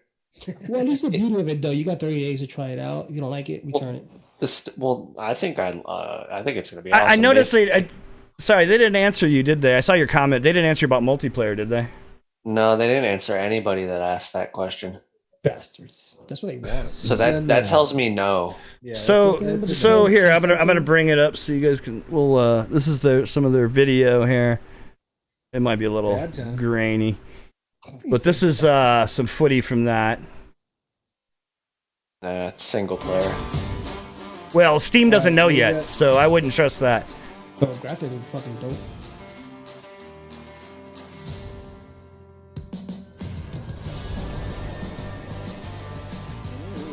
This is what I like, right? With chase. Yeah, man. So it looks pretty dope. There's a bunch of simulated like challenges you could fucking do. Yeah. The environments look good. The motion blur in their demo looks good. I'll be curious to see how it actually looks in yeah. Apparently, it's not just 5-inch drones. They have big drones too. Yeah. Good graphics, though. Is it by DJ Shark Snail? Oh, for the No, love it's of made by God. Woke Snail. DJ Woke Snail. HD. It's No, made it's by a HD0 company Ishi. named HDO shit. Dead Battery. No, leave them alone. Here's another video. It's made by HDRC. Chad, There's a little bit more. you're my spirit. They have any undisclosed partners? Is this some of the same shit?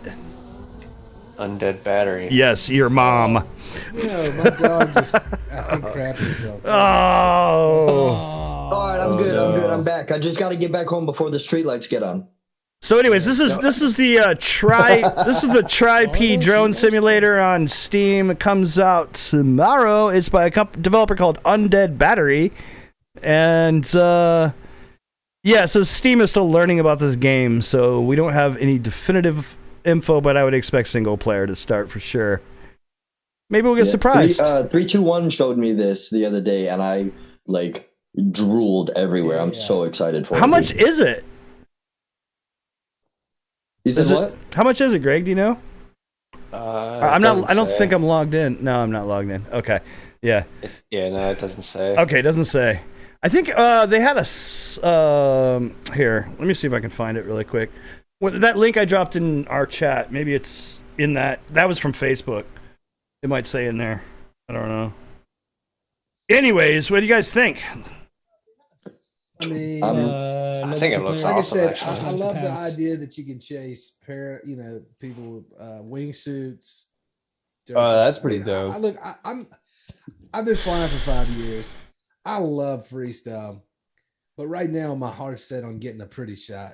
And being Yeah, able to man. chase something and to be able to do that like in a sim is kind of what I've been waiting for. Well, Yeah. I've been super excited for Liftoff to add the actual moving cars. I can't wait for that update. That's supposed to hit sometime this summer, I thought. Problem with it is other games sims are doing it already. Like Uncrashed, they've had moving vehicles for a little But while. Liftoff now. is multiplayer, and I'll wait for it. Yeah, Yep. that's the key right there. I mean, This- I like to fly that's- with my friends. That's been the other part. Same, 100%. I especially on sim, I fly a lot of Velocidrone for that reason. I like Velocity's great. really like the physics of Velocidrone and the feel of it. That's where I race majority of the time. But I'm huge on flying with people. Huge on that shit. And we I mean- like to do live game of quads on liftoff because I think this sim- liftoff because it's multiplayer and everyone has it. Well, call me out. That'd be fun. This sim and Uncrashed, I think, are great for doing game of quad challenges if you can't go fly because they look awesome. Even so it's like if you got the extra cash and you're not worried about multiplayer and you just want to rock something and do game of quad entries, it looks fucking badass. Like fucking. Oh yeah. And then you don't have to worry about breaking none of your stuff. Yeah, and you don't worry about breaking into your stuff. Well, some people just can't, sometimes it's just you're not by the right thing or you just can't get up. Maybe it's raining that week. You just don't know. If you still want to, fuck around. But, yeah, like Swift Dog was saying, we do live game of quads on the show here once a month, and we just fucking hang out and play liftoff and do, challenges. Give me a call. I'd absolutely love to do that. That'd be fun. It is. Look, it's darts. Good evening. Glad to have you do that. Oh yeah, I told y'all I'm a talker. You get me going. You said something about an hour earlier. I'm like, oh, all right. I think we could do that. And that's 2 hours later. I feel bad. I've just been word vomiting everywhere. It's all good, man. We're getting to know you, but it is. Welcome to the show. Baby. It is. What's up? It's darts. What the fuck, dude? Darts in the building. What's going on, bro? Oh, I know what. All right, it's this time.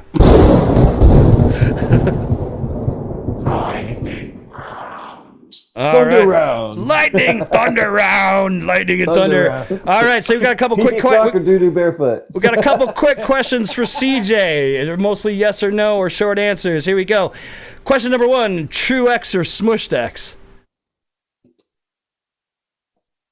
Smushed.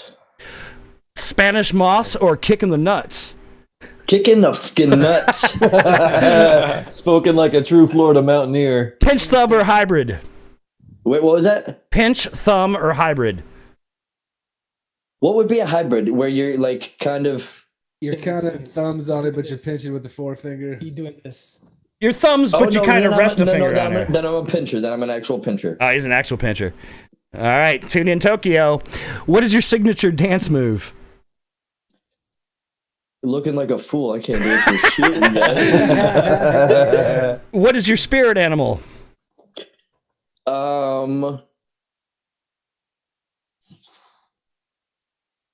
Pressure. I know, thumper. Little Jackrabbit. What? Little jackrabbit. Little jackrabbit. In one sentence, how would you sum up the internet? A wild fucking ride. Fly with music. Fly with music. Yes or no? Yes. Pineapple on pizza. Yes or no?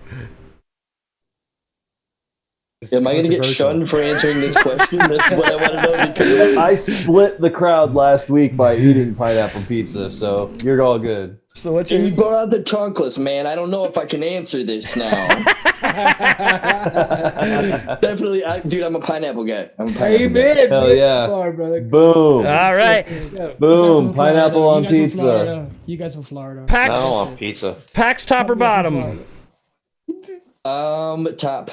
Top. All right. Here's your last one. Out of the three, who would you shag, marry, or kill? Joshua Bardwell, Bot Grinder, and Steele. I'd have to marry Steele. I know where my money's at, gentlemen. Come on now. And then I'm gonna have to. I don't know. Yeah, I'm gonna have to shag. I'm gonna have to shag Bot Grinder. Oh, and he's gonna kill Bardwell. It's those one-offs. You gotta say, it's one of those guys like, I did that. Bardwell's gonna learn something tonight. I'm sorry, Bardwell. Sorry. Bardwell doesn't have a forehead tattoo. I know it's one of those stories you get. It's one of those that's a special notch on the belt right there, bro. Yeah. Well, plus Bot has those magnets in his fingers, so if you've got the piercings, he can, So if you had to kill Bardwell, how would you do it? Oh, come on now. You don't want to know that. I'm from Detroit. I can get very descriptive with you, my man. Come on now. You don't want to know that. He's got a muffin. He's got a black quad. That was a marrow, so you can Death by quad. death by quad. Death by Everybody quad. just- It would almost have to be, right? Yeah, Well, I it would just be. think- Listen, the only reason is death by quad is because Death by stereo. you're gonna learn something today. Absolutely. But it would have to I be like appreciate a. the shit out of it though, man. It's helped me out so much, for real. Just like everybody else. Man. Shout out to JB. We love you, man. It would have to be like a Mavic or something, though. It couldn't be an FPV quad. No. I think that- everybody that's- should that's try to too land in his expensive. hand. No, Yeah, that's no, just because gonna be people- like Walmart drones. Yeah, To everybody him. at the same time. Yeah, trying to land in the same hand. Oh, Yeah. Lord. See how it goes. All the props have Yeah. to be sharpened to carbon fiber. All right. No. They're all the glass nylon HQ. Glass nylon. The OG. Jesus The Christ. shard will kill him. That shit, yeah, it's not even the prop hitting him. It's 50, the shards. 51s. Fucking racecrafts. Oh god, like a billion needles just picking away at you. Oh, Lord. All right, so you got anything to leave the audience with? You got any tips or anything you just want to leave the crowd with? Come back and watch this stream because this has been an absolutely fucking fun stream. So make sure to keep up with these guys for sure. Yeah, bro. And if you're thinking about going and filming, and you really want to do it, don't do it. No, I'm just kidding. No, but for real, He's not running. No. if you want to go out and fucking get it, there's definitely ways to do it. Talk to people, man. Networking. It's not what you know, it's who you know, obviously, So go out and talk to somebody, Sure. There's a drifter that wants footage. There's a monster truck guy that doesn't know that he wants footage. Just start talking to people. You never know unless you talk to somebody. Yeah, that's how I met you. Amen. Yeah, right. Hell yeah, dude. Damn. Yeah, if you want to make $1 million in FPV, start with $2 million. Yeah, I know, right? I know. Hey, speaking of which, Perry, when we July 30th, I don't know if you got anything going on, but message me. There's a private day. Oh yeah, definitely. Actually, Yeah, any man, of the locals in Florida, message me. July 30th, there's a private day that I know of that we're going to be going out to, and it's not super serious, so pilots can come out. So Nice. There you go. Oh yeah, dude. Nice. But Holla for real, at your boy. you gotta do a mohawk though for that event. deal. Thing. Yeah. Mohawk. You know, I'm not even gonna lie to you Yes. guys. I've never done a full With the mohawk. braid. My wife braids it for me every single freaking day. Holy Nice. That's sick as fuck. Right on. You should Yeah, you should do a complete mohawk, tons of hairspray, and then a book, a phone Yeah, book. fuck and just hairspray. kinda- It's Elmer's glue, bro. Dude, the Elmer's. length on That's it the is 90s. just. That's No. why you need Elmer's, homie. You need Yeah, the that's gorilla exactly what snot. I would need. You need It's the gorilla straight Elmer's snot. glue. That's Yeah. what I had to do back in the day. Nah, you want the equivalent to get get gorilla spikes. snot. That's you The get it like in gorilla Mex- snot. See, but I want to Yes. keep my hair afterwards, Yeah. gentlemen. That's I want to make sure problem. it stays with me. Because you can use E6000 for that too. Gorilla It's just glue. permanent. You can Hot skate glue with it. that shit. Gorilla glue. Like that girl that did the gorilla glue, thinking it was moose. Remember that?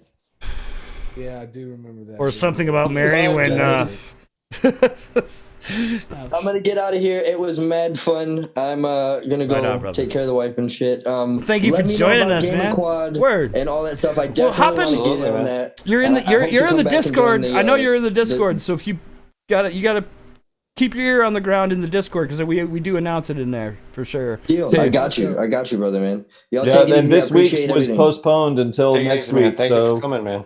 this Absolutely. week was It's been an a absolute 1 minute pleasure, man. parking lot rip. This week was all about CJ. Y'all are, I appreciate this. I told you I will get on here and just talk your ear off. Well, I didn't tell you that beforehand because then you wouldn't have let me on. I gotta let you know halfway through. You still had to fight for some time here, buddy. No, We're not all even a a- bunch of talkers. Yeah. Y'all It are was so much absolutely fun, dude. great. Thank you so much for everything. I look forward to chatting with you again soon. Absolutely, brother. Cheers, Take bro. it easy, Much man. love, Have a good man. weekend. Thank Later, you so much for homies. joining us. Later, y'all. Later. Later, homie. Peace. Buddy. Bye. Bye. Shout out, motherfucking CJ. What's up? Dude, that was fucking sick. Dude. What an awesome dude. Yeah, he is. Wicked. Let's get Shout into out. some videos. Vidra O's. And it's Why can't we get more Florida guys like that? yeah. Where's the rest of the cool Florida guys? God, no, I'm just kidding. It's fucked up. So the Game of Quad challenge remains open, and it is a 1 minute parking lot rip. Give it your all. You got a week. Until next week. We're gonna give it another week. Show us what you got in a parking lot. Give me a beat. Show us what you got I need in that a recorded. parking lot. Now remember, sim entries are fucking 100% valid. If you can get into a parking lot in a sim, that's all that matters. Or like if you're, there's a parking lot in the green. or if you want I offer this up to Chad. If you can just make it kind of pretend like to look like a parking lot, like throw some lines on the ground or something. Yeah, you can use spray paint. I mean, what if like you fly at a school editing, and like you fly over the parking lot? Not necessarily like in the parking lot. I mean, it's technically a rip. like as long as you see a parking lot, right? As long as you're, you know, 399 feet at max. Well, maybe there's a parking lot. Yo, so if then that game comes out tonight, if you get it, Greg, you have to let everybody know if there's a parking lot in there. Might be a badass parking lot in there. You want to get a quick run? Well, it's 12:01. Did it drop? What are we doing? Where are we going? Oh yeah, it may have. Let me refresh this shit. Well, I mean, if you want a quick run to the parking lot, you don't find a parking lot, find your nearest Walmart. I guarantee you're gonna get about a minute before you get pulled over or stopped. So I gotta go talk to my wife for a little bit. I'm not yet. All right, we're getting into videos. Yeah, talk to your wife. My guess is it's gonna be Pacific I'll tell her time. you all said hey. Check-in time. All right, what do we got up first? We got the wait. Let me fucking make sure I refresh this playlist before I do something dumb. Oh. Check-in time. Oh, come on. Technical difficulty. It just doesn't want to. What the fuck? Nothing new. What is YouTube doing? doing? To guys. Yeah. Where shit can go wrong will happen. It's all good. Just wait for Let it. me just fucking do it this way. Do it. Do it this way. All right, here we go. All right, so first up we got, looks like Waldo, our Goon Spotlight Pilot of the Week on Goon Squad FPV YouTube channel. Shit. Let us go.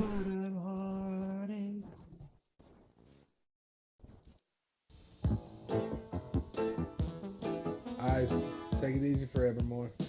Take it easy, Forevermore. Good night, Forevermore. Much love, man. Wow, that literally screams 80s. Reaction Entertainment. Bonds for the Dawn. I have never come across a MOAR that's got a telescope. What fucking kind of how big is this freaking MOAR was? This is amazing. Oh shit! Shout out to Katie Rush.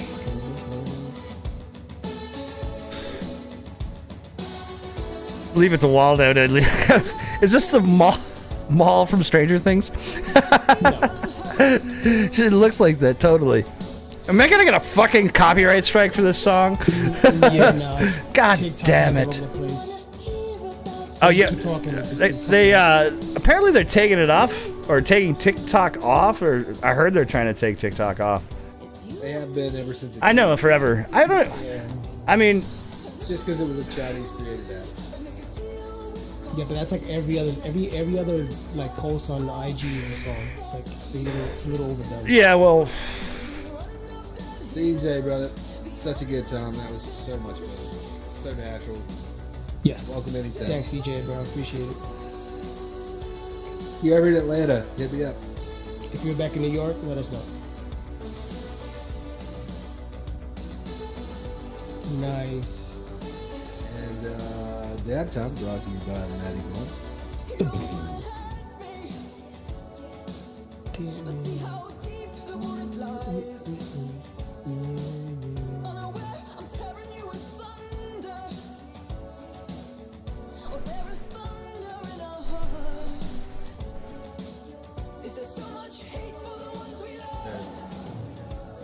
it's fucking hysterical. Oh yeah. So wait, What day is? Oh, it's the 30th. So Stranger Things last 2 episodes come out on Friday.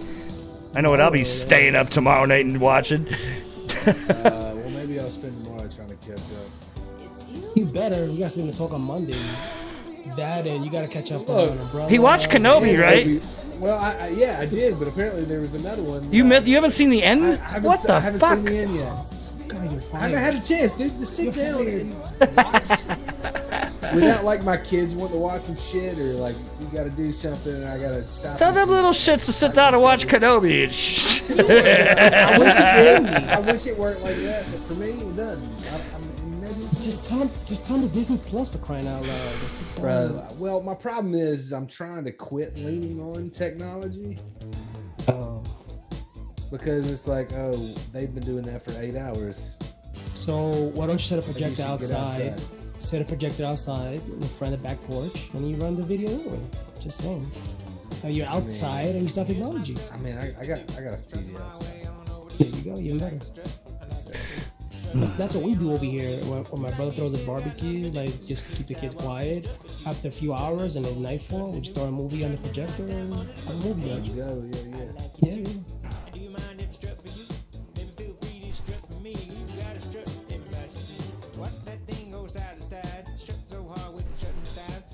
See, those solar panels like that won't work where I live at. Because I guarantee you the first week those things are put out, somebody's gonna really break into it though and find the tap, and you're gonna have everybody running fucking boom boxes and music off them. Oh. Need a damn thing for these. What is this? Isn't it Premise? Oh, Greg's gone. I don't know who this is. Greg, yeah, he stepped away. He gone. He gone. He gone. He's back. So yeah, take back what you said about Greg. Who this? New vid. Who this? Who that? Is this if it's not Will Brown, it's Kmart. Kmart, spelled exactly like the store. Mm-hmm. See, I don't have I can't pull up the damn list anywhere. Speaking of Kmart, man, I used to rob those guys blind when I was a kid. Yeah. I get cigarettes by the freaking armfuls. We'd wear jackets and just shove them in the armhole. Yes, you stick your hand inside the component and stick it right here. Well, you could just stand next to the damn cigarette island, you know what I mean, like they used to have in the mid '90s. Like not even next to the cashier, like just close enough. And just sit there, just slide them up your sleeve. That was Kmart. I liked his logo in the end. That was dope. Yeah, it's kind of weird though. Back in the we got Will Brown up next. I think late '90s, early 2000s. That is dope. Right? Makes sense. Holy shit. That was dope.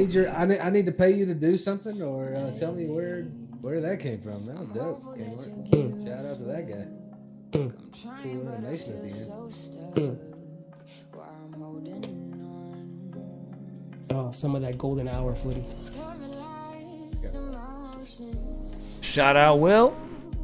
Will Il Brown. Newson's in the house. Shut up. What up?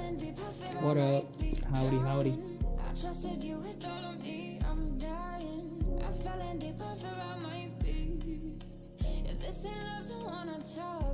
Dragon Ears, how are you, homie?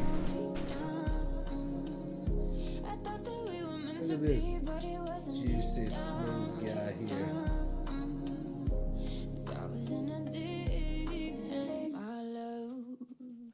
We used to be the best of friends, following a trail of tears. Was it all pretend?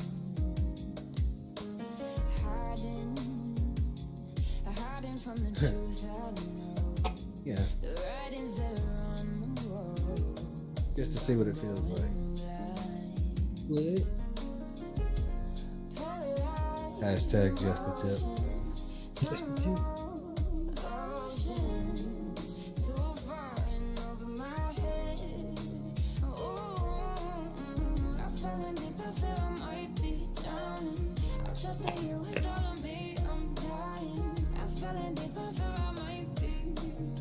If this ain't love to wanna So, what's your favorite feature of like a building spot, or like an office building spot?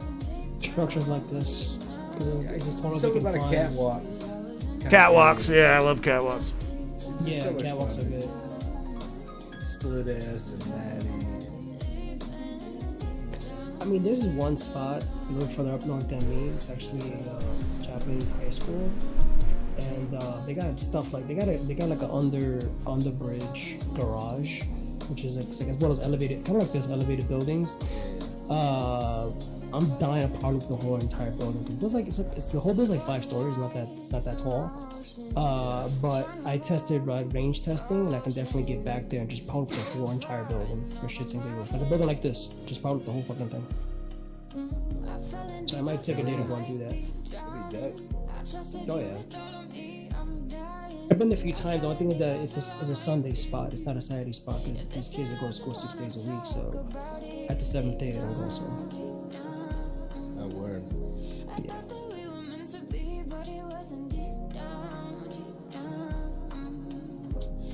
That's the other spot that I used to go to, but unfortunately one of my friends effed it up. Oh, sorry about that. Had to a little boy's room. I like when they have the little little boys, Chad. I have fucking I like the little parking lot areas underneath those buildings, like office parks too. Like when you can go through or power loop the whole building. I'm just talking about that.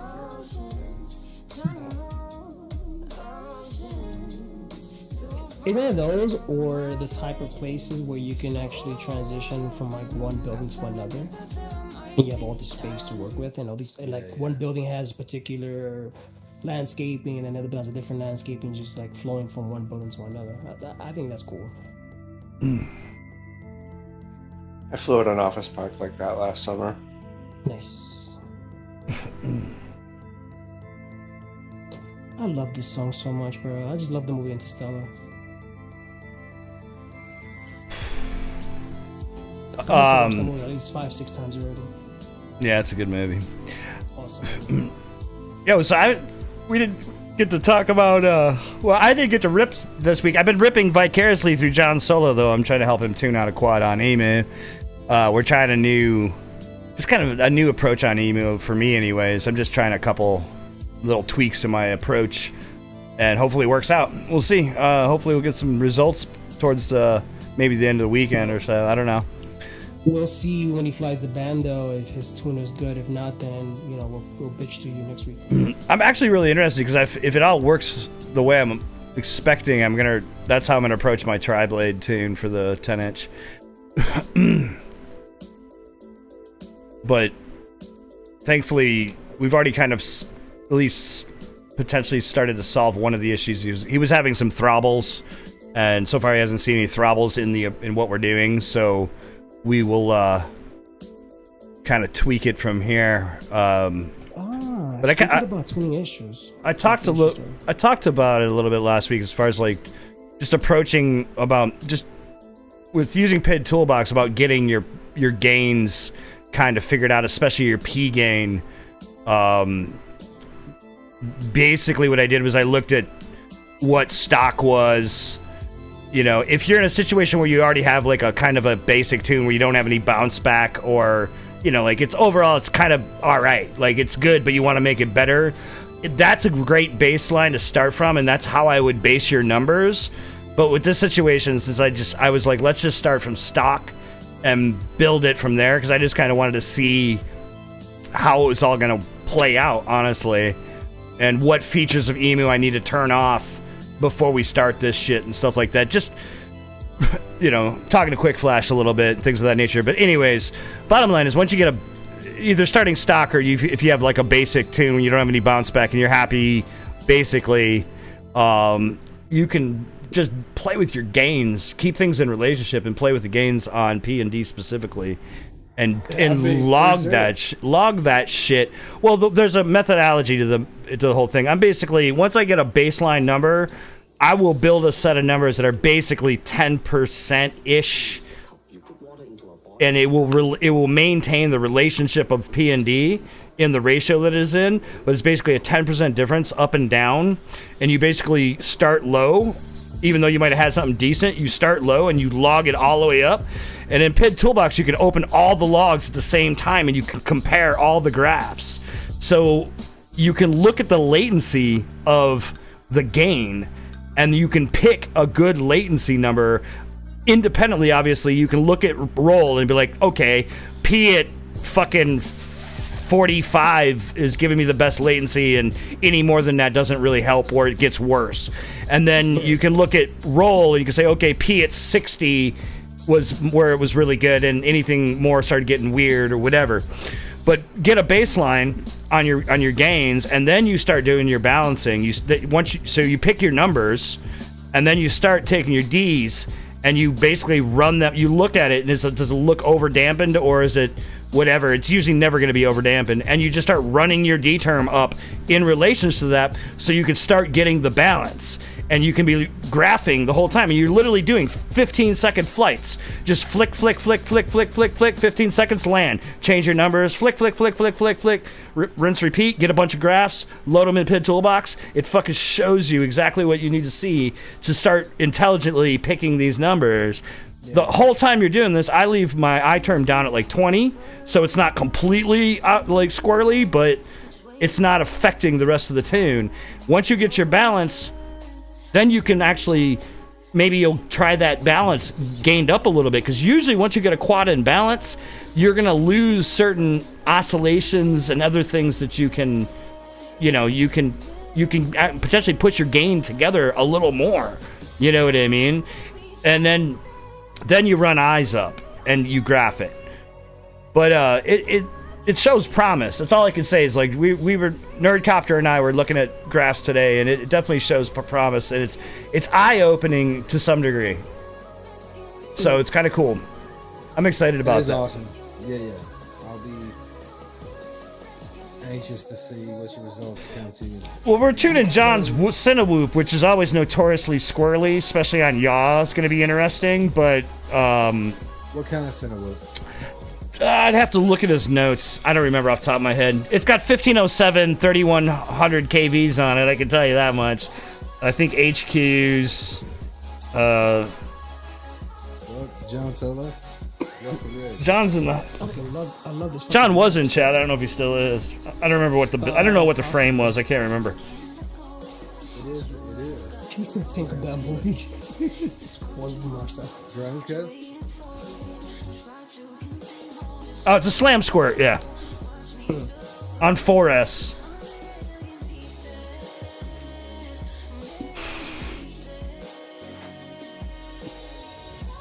Yeah, with the Vista and fucking Hero on it. So it'd be cool.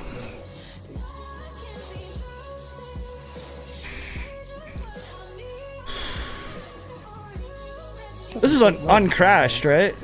No, DCL. This is DCL? Oh, yeah, okay. Yeah, that's one I never really... I haven't had any opportunity to really check this out. Yeah, I haven't tried. I really haven't tried. This is good for It's worth it, John Solo.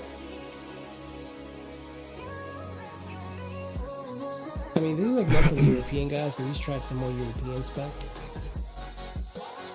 So a lot of the European guys fly this sim. Not so much. People fly them in the US, but not as much.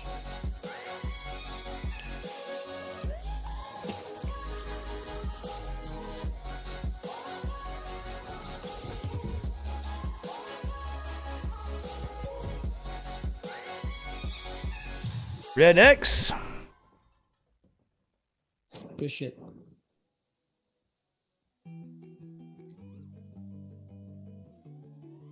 Yeah, I think I'm gonna get that new one when I can afford it. I want to definitely check that out. Looks dope. I hope it's good. Dude, man, like I said, just the variety of things you can chase. Yeah. If the obviously the physics are at least decent, at least on par with everything else lately. I haven't gone back to look at. I'm telling you, man, when the quad mod that SeaJayeFPV had done for Skater XL was viable. I don't know if it works anymore or not. I don't know if he's updated it or what's going on. I haven't checked in a while, but man, that felt good. I thought the physics felt really good, personally, because it was using the skater's engine for the physics. It just felt cool. I don't know. I like the way it felt. It's a shame that I haven't seen it. It hasn't been like updated in a while. I haven't checked like probably in a month or two at least, but I check in every once in a while and it hadn't been updated. Right on. I'll tell you what else is pretty fucking exciting is the fact that we're seeing this gyro shit on the Blackmagic cameras, and Resolve starting to support gyro data in the stabilizer. Like what in the shit? Like, if they open that up, GoPro's viable, dude. If you think about it, they have no real competition with GoPro at all. Yeah. You know what I'm saying? Like, that's a viable possibility versus Red or somebody or whatever. You know what I mean? Somebody that's actually a competitor. You know, but they're not even really competing with Red, because Red it's a different sensor league, really. So. Well, yeah. Yeah, you know. And Red doesn't make an editor. You know, Blackmagic's in their niche. It's like beginner filmmakers that want something that's not gonna break the bank. It can still give you a dope ass image. Give you great quality. Yeah. Cinema quality. And with with Resolve integration, all I can tell you is that, you know, you take a 30-second clip in Resolve and you hit analyze, and it takes about 30 seconds or so to fucking stabilize it. It's fucking fast. That's crazy. Well, that's something also they have the benefit of have been doing for this long, right? Like, is optimizing graphical effects, and etc. Making that as efficient and fast as possible. So, I mean, that's who I want on that, because they've probably got more experience than most. Amazing to be able to take, you know, like working in a raw codec. It's fucking, because you know, you have the ability to just be in the same system. Mm-hmm. Well, the time savings part, and the reason why I was, you know, working with the raw codec is you don't have to worry about baking in anything you don't like. You're in Resolve, and if you need to change something, you just do it before you ever render anything. But the thing I was gonna say is that, dude, like GoPro 60 footage, the decode on that, it kills machines comparatively.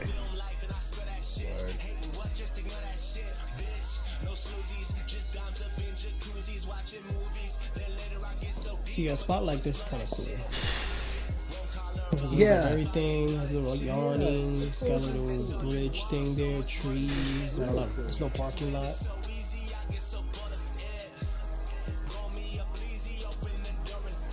So it's a little bit of everything. But I will say that the from what I've seen so far, the Blackmagic shit is not ready for drones, in my opinion. I don't think it's quite. I won't be able to tell you 100%, but I've seen some tests, and the dynamic zooming isn't right for drone footage, in my opinion, yet.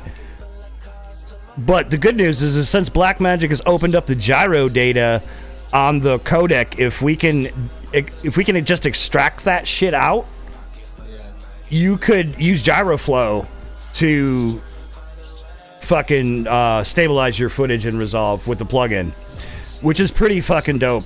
So this whole development is pretty goddamn dope. You know what I mean? I have spoke to the GyroFlow guys a little bit about it. Shout out Nice Crash. Those dudes are definitely looking into it. So hopefully we'll see some good come of this shit, man. For the Naked crew, it will be amazing.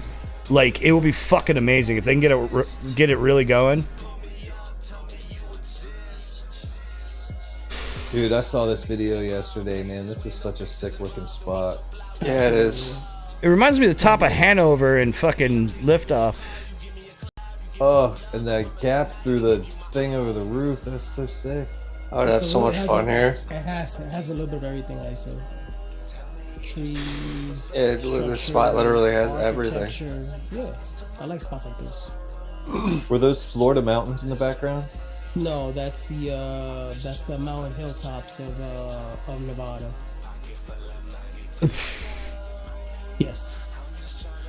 It's like right. It's like a 5-second drive from Reno. With the place where Close Encounters was filmed. Yeah. I'm surprised that nobody has like FPV that there's a national park, right? Where Devil's Tower, hell yeah. I don't even know how close you can get to that shit. I don't know. I don't think you can. I've never seen I've never really seen like really close up. Everything's at a distance. Imagine somebody like taking a helicopter to the top and just like FPV. Imagine dropping your quad up there. Bye. Talk about a walk of shame. There ain't no walk of shame. It's just over. Unless you can send something else to get it, you're done. Bye. Just get steel to climb it.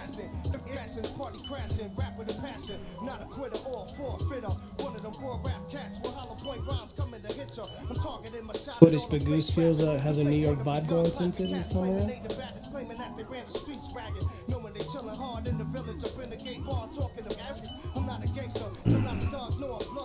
Is this Pagoose on that track? I mean, Yeah, this is Pagoose, yeah.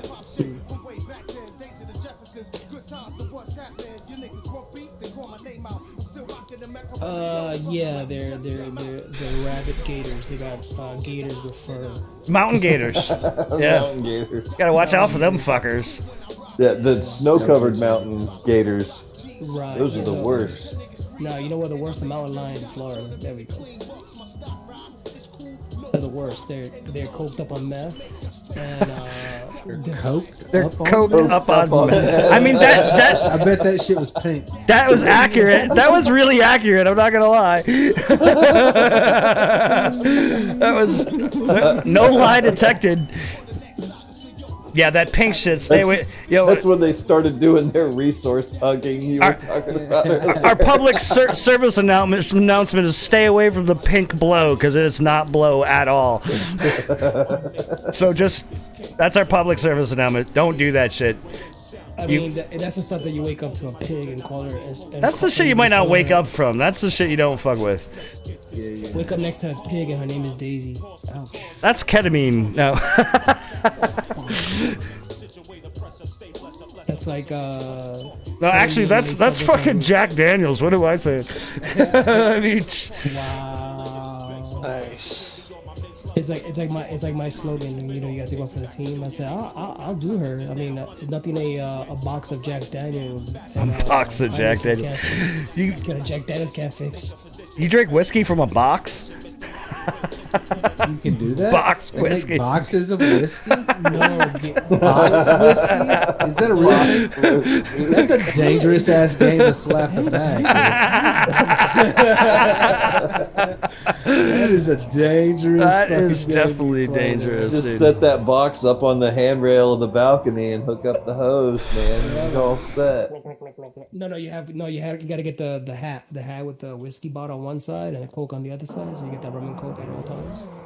Yo, but that's nothing like the fucking moose on mushrooms, dude. 50 rum and Coke mix. You gotta watch out for those moose on mushrooms. Sure. Oh, you talking Those about shits. the moose from Shroom New York? moose. The moose, yeah. Shroom moose. Shroom meese. Did you ever hear? Did you watch the Code Red? Like we were talking about it on the Code Red episode. No. When Cody was here. Yeah. So the moose eat shrooms and then jump off the side of the mountain. Yeah. Fucking like land next to cars going by. It's like moose, flying moose, dude. But they're on shrooms. It's chaos. So they're like the lemmings from Scotland. Could you fucking imagine that shit? 1,500 how pounds. big? First of all, have you seen a moose in real life? Yes. Yes. They're fucking ginormous. That's a prehistoric animal. Right? That thing is fucking massive. If a fucking full-grown bull just fell out of the fucking sky, 50 feet from you, I feel like you would feel that shit. Dude. And he'll walk away. Hey, I guarantee you, he'll walk away. I don't know about that. Some of these motherfuckers are leaping off the sides of cliffs. Yeah. No. Google that shit. You're like the horse in fucking Ren and Stimpy. That's what they would look like. No, sir, I didn't like it. The Lord. You idiot.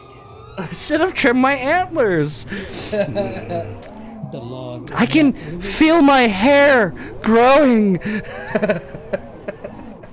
I mean, watching that cartoon right now, you can see all the effed up things that the show has. That's the show. But when we were kids, we were laughing our asses off. Especially that one scene where he's cutting the log and he's got the strap-on saw blade. As a kid, I didn't get that. As an adult now, I go, that was fucked up. This is my bucket list. This is my bucket list thing right here, dude. I gotta find a goddamn tower crane to go rip, man. I have not got to rip a tower crane, and I really must do so.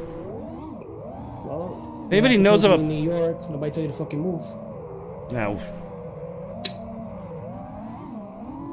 You gotta bring. Sorry.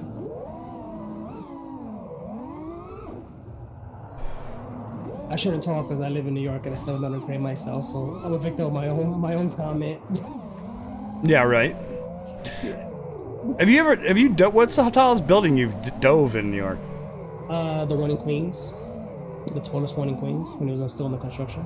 The fucking one that Mark and everybody was always at. Yeah, that one. Yeah. It's about 480. Yeah, that shit my brakes though, because I was not even flying Crossfire at the time. I was strictly I did too, Dad. The first time I flew it, I was flying FR Sky. You're flying FR Sky. Yeah. I was before real building dives. I was on Crossfire. Really? Bro, I had to be. I'm glad I was because the Bank of America building here in Atlanta is 964 feet. Wow, that's big. And that's the first one we tackled on Christmas, my first year flying FPV. It's scary though. If people are, it was. I mean, in hindsight, it is. I mean, people think. I look at it this way though. You can actually floppy. You can dive a tower, but that rush of building diving, bro, because it's what got me into it, dude. I think I was on my Talon. That was actually my first Crossfire build. Now that I think about it, my first Talon that I ever built. Oh damn! FPV. Where's this at? Definitely not Florida. I don't see mountains by now. Yeah, there's no snow either. No. That's gotta be like Colorado in the summertime.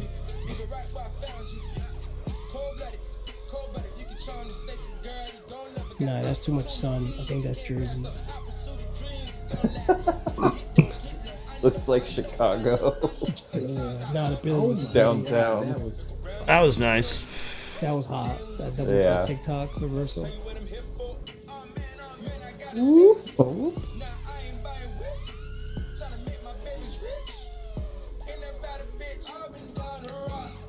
Well, I shouldn't talk though, because there was a crane by the spot that I normally fly for months on, and I never did it. And I always said I was going to do it. But me or anybody else, literally was just sitting there for months on end because they were building the ferry.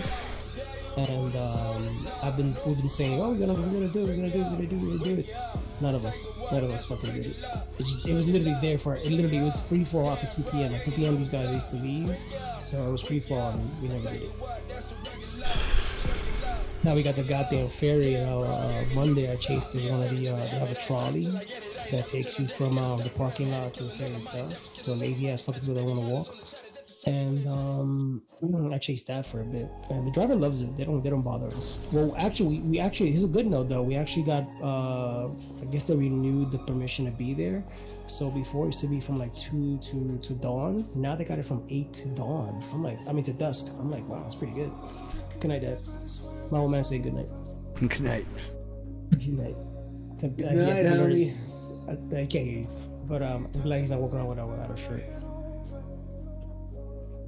Yeah, I gotta go with them next week to a doctor's appointment. He got into somebody hit him last week, so he's gotta go get an MRI done and shit stuff. He's doing the typical New York thing. Lawsuit. Good old-fashioned lawsuits. Oh hell yeah, bro! So New York, that's what the United States is made of. Right here, ripping this shit to pieces. I'm just upset he didn't hit me up to let me know, because I tell you, I got my lawyer on speed dial, bro. I could do this. This is the 6S rig, Greg? Yeah. Murderer. Oh, so did the time you went to Florida? Damn, he leveled up for real.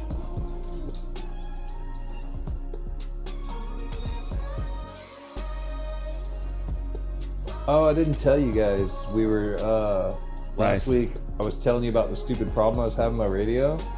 Oh yeah. What happened? What was So the I problem? remembered that it actually did happen on another quad, my 2.5 inch, like 2 days before it happened on the 5 inch. So I know it's not specific to the quad.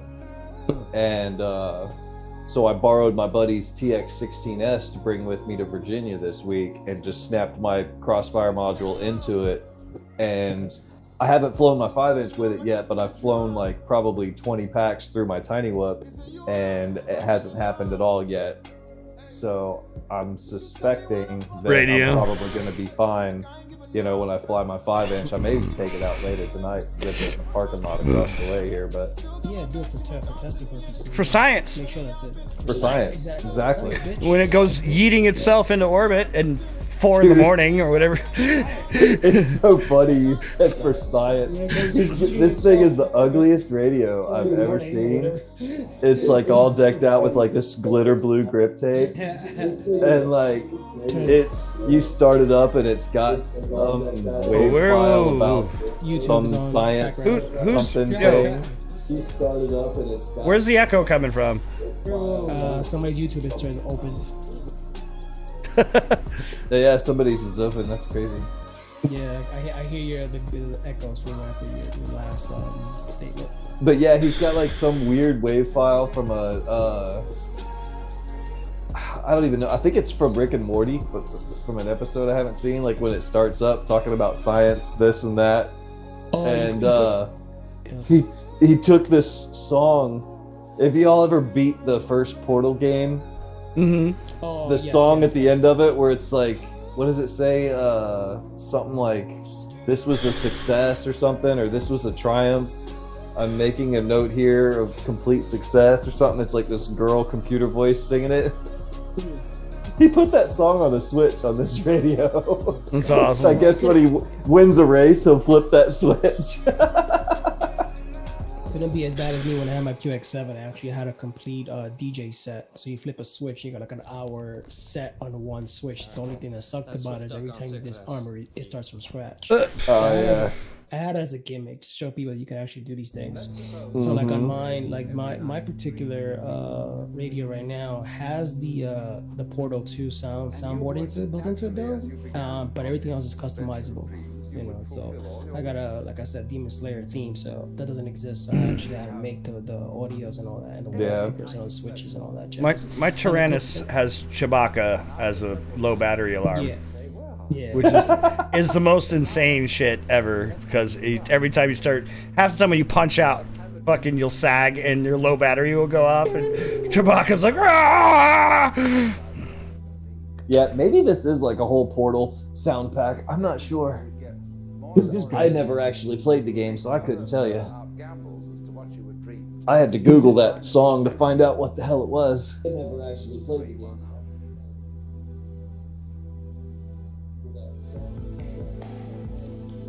Somebody's echoing me again. Yeah, I hear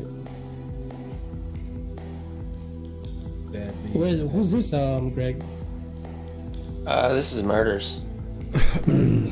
He's got to be in Yeah. Asian country. Let's see if you can hear this startup sound, and maybe you can tell me what it is, if it's from that pack. Hello, and again, welcome to the Yeah, Aperture that's from Portal Science 2. Enrichment Center. That's from Portal. Is it? Yeah, because I got the same one in mine, but I don't have mine startup. I don't have mine as a startup. I have those tones for warnings, you know, low battery or low. The only difference is that for my low, if I got low LQ, then there's another one that I downloaded which is called Satomi. You can actually get that from if you guys listening, you guys want to get it. It's actually on Emax's website. Just type in Emax/Satomi, and you'll find her. Yeah, see, I thought it was probably Rick and Morty at first because he's got a splash screen of Rick standing there shooting two birds with his lab coat. Funny. But yeah, here's the stupid song.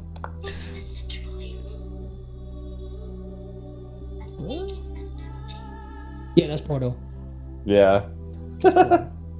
I flipped that switch, like just checking the different outputs and stuff to figure out which one of his models would work best with mine. I flipped that switch and started playing that song. I started laughing my ass off. I'm like calling my wife, like, babe, you've got to come here and listen to what homeboy did to his radio. It's funny. That's how you do it, bro. You gotta customize it, man. Yeah. I mean, it's pretty easy to do.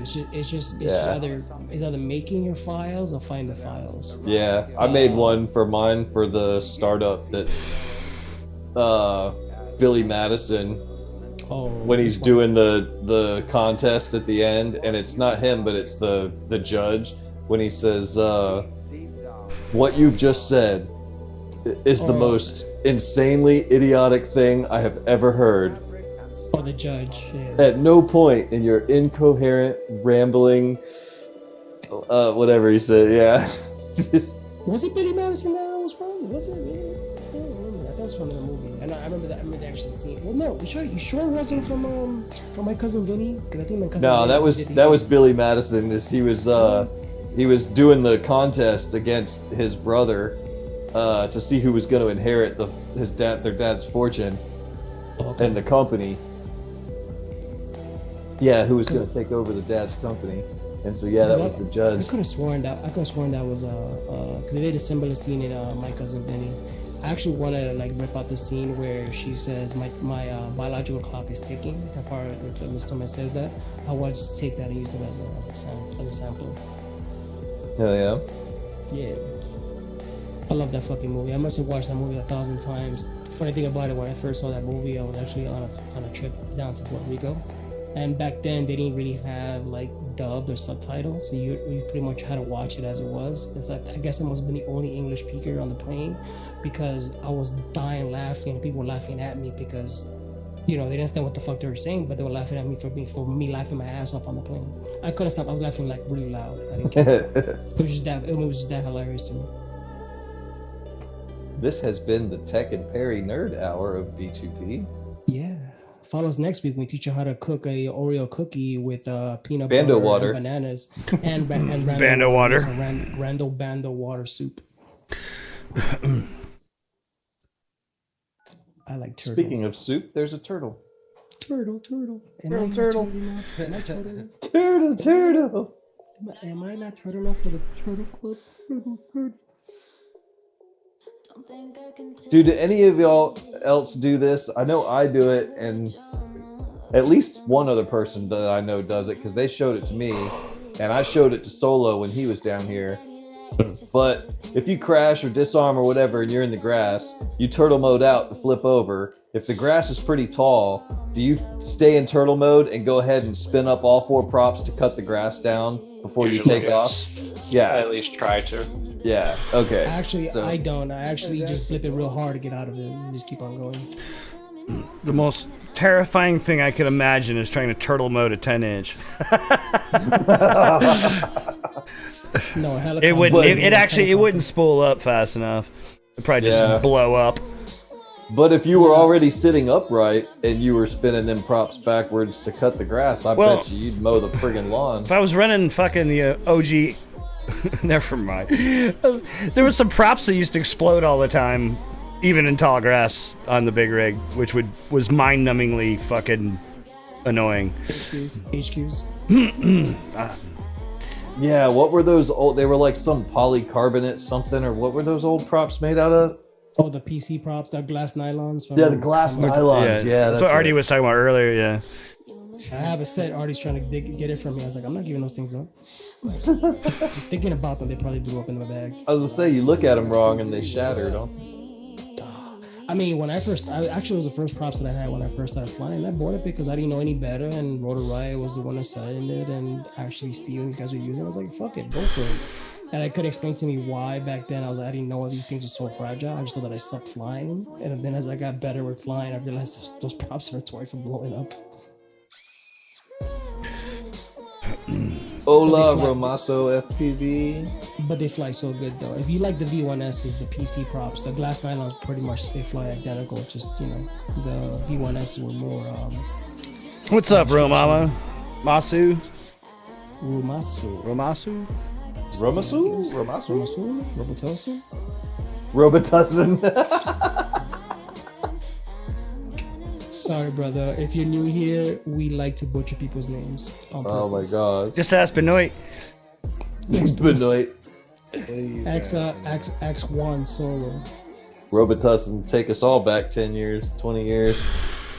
What are you talking about? I got a bottle of that in my freaking top of my fridge right now. I take it back 30 seconds. 30 seconds. Yeah. Good, man. How's it going with you? Just chilling. We had an awesome guest earlier. DQ East, what, Canada? If you hop on the Rewind Squad later on, you can check out the interview with CJ. It was fucking awesome. We got Dad Bod here. This is Dad Bod? Yeah. Yeah, what is it with Robotest and Ramasu? What is Oh, DQC? for the love of God. British Columbia? DQC? Is it, I was Love thinking from the DQC. I was saying this District of Queens, Columbia? Canada? Queens, Columbia. That's Queens, Columbia. I don't know. Fucking hell. That's where they make the pink cocaine. Downtown In Queens, Quebec, Columbia. Downtown Quebec. No, it's downtown Quebec, Connecticut. Canada. Downtown Quebec, Canada. That's it. That's downtown Connecticut. Is it Detroit? Connecticut. Queens? Is it Detroit, Queens, Quad? Chicago? Chicago? I don't know. I'm not assuming. Detroit Quad Club? Yeah, there you go. There you go. There you go. That sounds about right. Or Dominican Quad Club? I don't know. Are you from the island? Dominican Quad Club. I like that. Yeah. Don't confuse me with Dominica. Tech is never going to shut up if you don't tell him what you mean.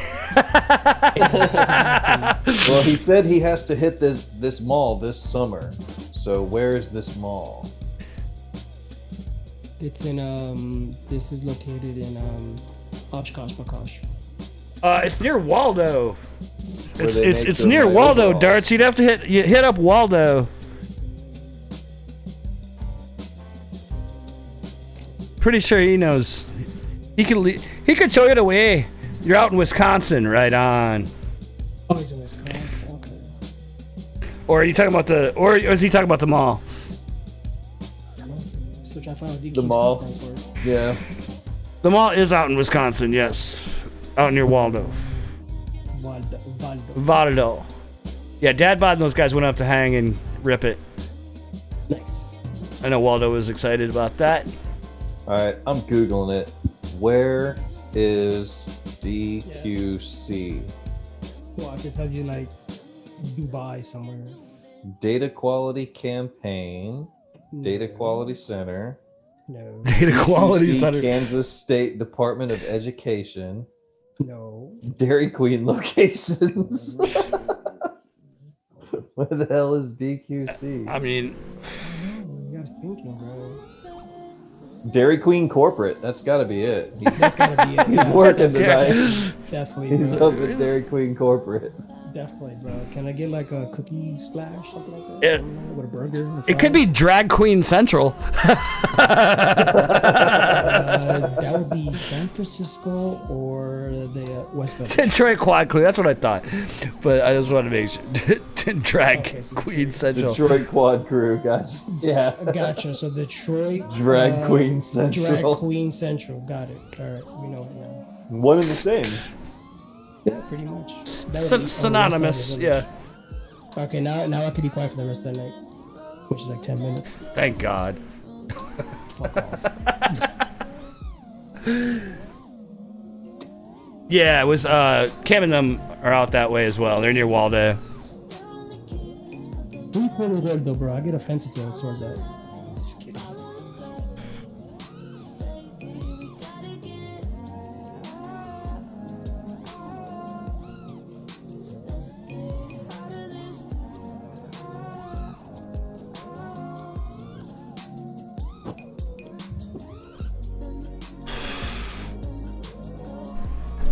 You know, I didn't think about it. I should have put my little alien whoop announcement video in the playlist for tonight. Shoulda, we coulda, Shoulda, coulda, woulda. I hope they Team do Alien Whoop is coming back. Holla holla. I hope they drop a brushless one, man. I miss flying my fucking whoops. Well, I was having a conversation with Travis about that today, but it's not going to happen anytime soon. That's for sure. They better jump on it because they're gonna lose the wagon on there right now. Yeah, it's a possibility because there was a prototype made. Yeah, I remember that. Charlie mentioned it once. But yeah, everybody's got their own things going on right now. Yeah, it makes sense. But definitely need to jump on it, bro, because if the chat, I'm gonna let you know, if you guys haven't ever flight Quicksilver, that is the bee's knees when it comes to whoops. Forget EU, forget beta, I just don't like it for whoops. Yeah, you're talking silverware. Yeah, the NFE silverware. Yeah. Quicksilver, if you haven't tried Quicksilver, we've got that now for F4s, F7s, and H7s so far. And man, Quicksilver, 5-inch, 10-inch, 2-inch, whoops, anything, it freaking rips. I'll try on a whoop. I mean, I'm a clummy plastic team here for the time being. Yeah, you don't have a helio target, so I'm fucked. Yeah. We don't have a helio target for you yet? Nobody wants those junks. Except me and that surprises Except me. everybody was always like, hey, can I get a helio? That surprises me that we don't have a helio target yet. Nobody. There's a lot of people flying them. Nobody does. Not even Betaflight never was gonna do it. After that whole shitstorm, there's like helio. Yeah. I was actually thinking about like looking at seeing if we could port it over so I could try it. I haven't looked at the Quicksilver code at all. I know obviously Quick Flash has talked to and worked with NFE on a few things, and he's been helping a lot over there. He spends a lot of time on our Discord and stuff with us. Yeah. He just came on board not too long ago, but Quicksilver's a great platform as far as I can see. I just haven't had the opportunity to really fly it myself. you should, yeah, if you get a chance to dump it on something.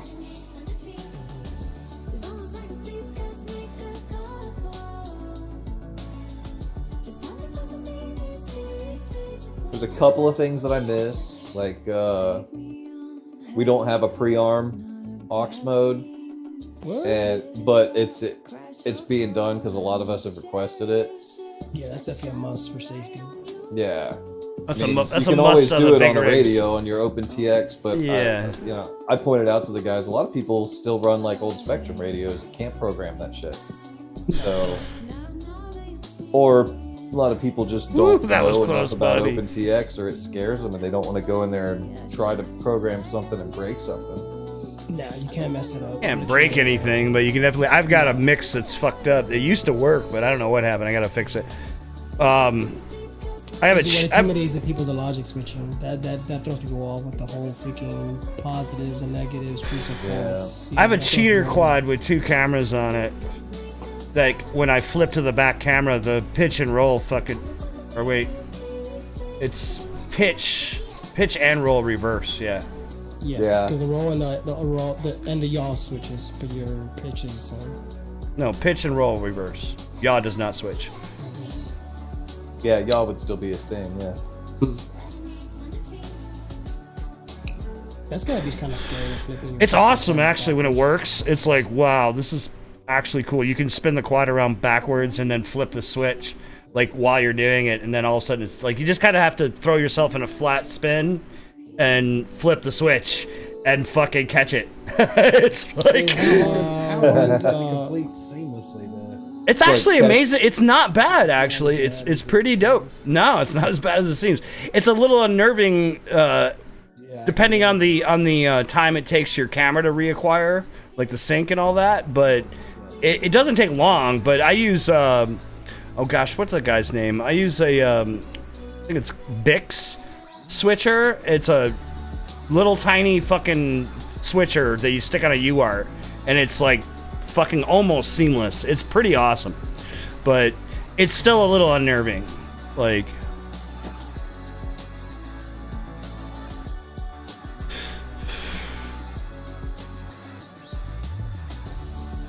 plus your fusion or your rapid fire doesn't always like that sync shift, so it takes a second to, like, not a second, but it takes a split second to reacquire, and it's just a little weird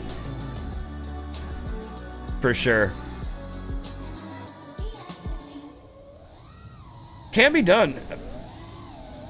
I imagine you were talking about having to like spin it and then catch it. It probably like feels like catching a skateboard under your feet after doing like a shove it or something and catching it backwards. Yeah, or a kickflip or something and catching it just right. I mean, once everything's, I mean, it's what's amazing is it's so seamless, really, that like once you flick the switch, you're back into normal control. Like you're just flying backwards now. It's weird. It's fucking really weird.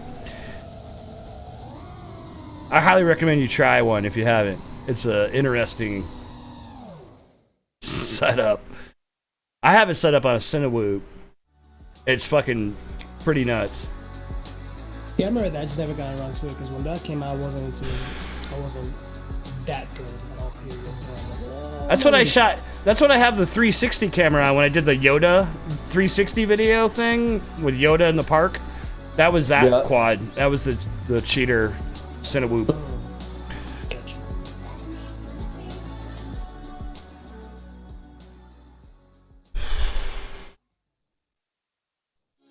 All right. Last but not least, we got Bomba.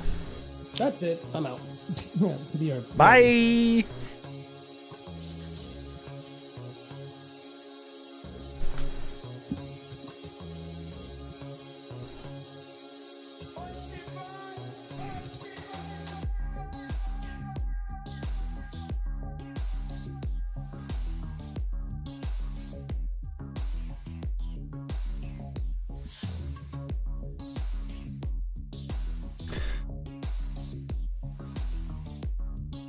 Bro, these downhill longboard dudes are fucking nuts. They're out of their minds. Insane, bro. Out of their fucking minds.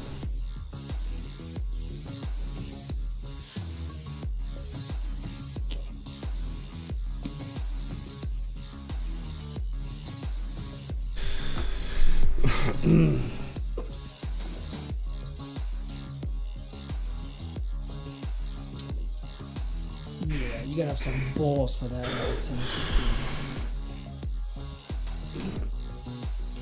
Shout out to Swift Duck for the playlist. Yep. Yeah,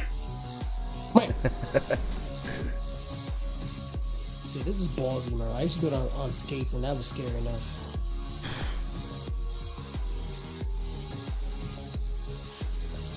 You get the death wobbles, a wrap. Oh yeah. At least when I did it with skates, though, I mean, there was some control. Dude, I used to do that sit-down slalom shit. Oh my god. It's a quick way to break a leg, dude. You can break a leg like a motherfucker with that, doing that shit. Oh, absolutely. You could break your neck. Well, these guys here, though, I've been good documentary on that, man. Those guys, when they stop, man, they a lot of the guys, I don't know if they probably have rubber shoes made for that, but back in the days, the guys used to freaking glue tire treads to the bottom of their shoes, and when they're stopping, the tread is done. Yeah. Like, that's literally a one-time break. Makes sense. Yeah, that shit's gnar, dude. I mean, they're fucking moving. Dude, you know what's when they stop at the freaking tire treads is to the fucking wire? That's a lot of stopping. That's a lot of G-forces stopping. And they're what, 70 miles plus down those fucking hills? Oh yeah. Yeah, imagine hitting a pothole. You would be fucking wiped. Like, this is a massive sketch. This is a huge ass hill on top of Manhattan, and we nicknamed it Snake Hills. So my best friend used to live on top of that hill, so we used to meet up on his house, and we used to ride all the way straight down. I remember going down the hill. At the time, I had like a little speedometer on my bike. I was going down the hill about 60, 70 miles an hour. That wasn't the scary part. The scary part was that it's almost close to impossible to stop it. So we used to pray the lights were in our favor because there was a crash intersection that came up. No, we crashed the cars, you know. And there've been a couple of close times with cars that just the light just change, and we have to like kind of like dodge around cars because we're trying to stop. Yeah, you get fucked up. Oh, big time. I used to stop like maybe it took about 2.5 blocks to stop. Took them to a full stop.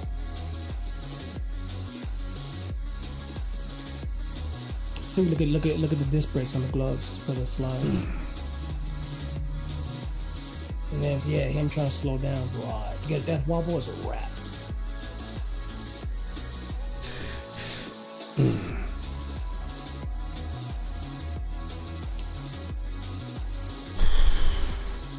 I'm not gonna be wrong, Marcus. I must be junky, but you know my body can't do it.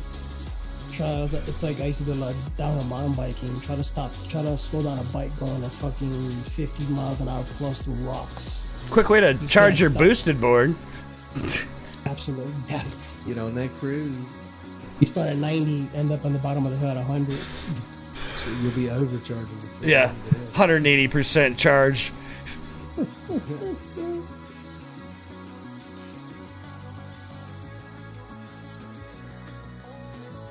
I think with a booster board, I think you kiss your belts goodbye, kiss your motor goodbye. Yeah, all the... Yeah, go ahead. All right. That's us for the night. That's it? Oh, somebody's walk snail video. Oh, who is this? Bardwell. Yes, it is. I was like, whose 45-minute fucking walk snail video just came up after the playlist? That would be Bardwell. That would be Bardwell, probably. Who apparently, wheezy. Apparently his days are numbered. According to CJ. Right? Keep a log. I had to say it. I think most of the guests have murdered Bardwell. What? Did we post that question? And Bot Grinder is getting all the man. He's got to be worn out. Steele must be a Mormon because he's got 40 wives. Wow, sorry. Anyway, all right. On that note, we love y'all. Y'all have a great week. And get out there and send it. Get some packs in. Have some fun. Loves Ewans. Get that game of quad in. You get another week for that same. Get that game of quad in. And check out that sim. Let us know what you think of that sim if you check it out next week. Alien whoop. Check out those aliens whoops. I hope they do a brushless whoop. They really do need to do a brushless board. Oh, that Quicksilver. Yeah, that'd be great. I would totally all over it. All right. Well, that's it then. Fucking Maniacs. Roll credits. Shorts and flip flops. We'll see you next week, y'all. Y'all be good now. Bye. Bye. I could do a fucking split a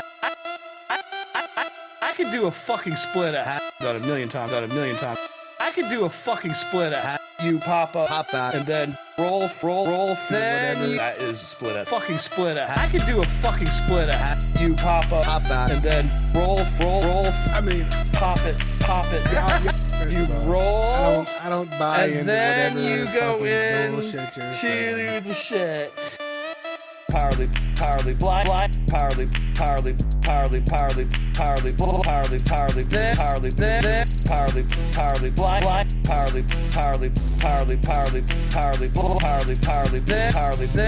I could do a fucking split a roll, then you, that is split a fucking split a I could do a fucking split a You pop out, and then roll. I mean, pop it. That's pretty much the only trick that I know.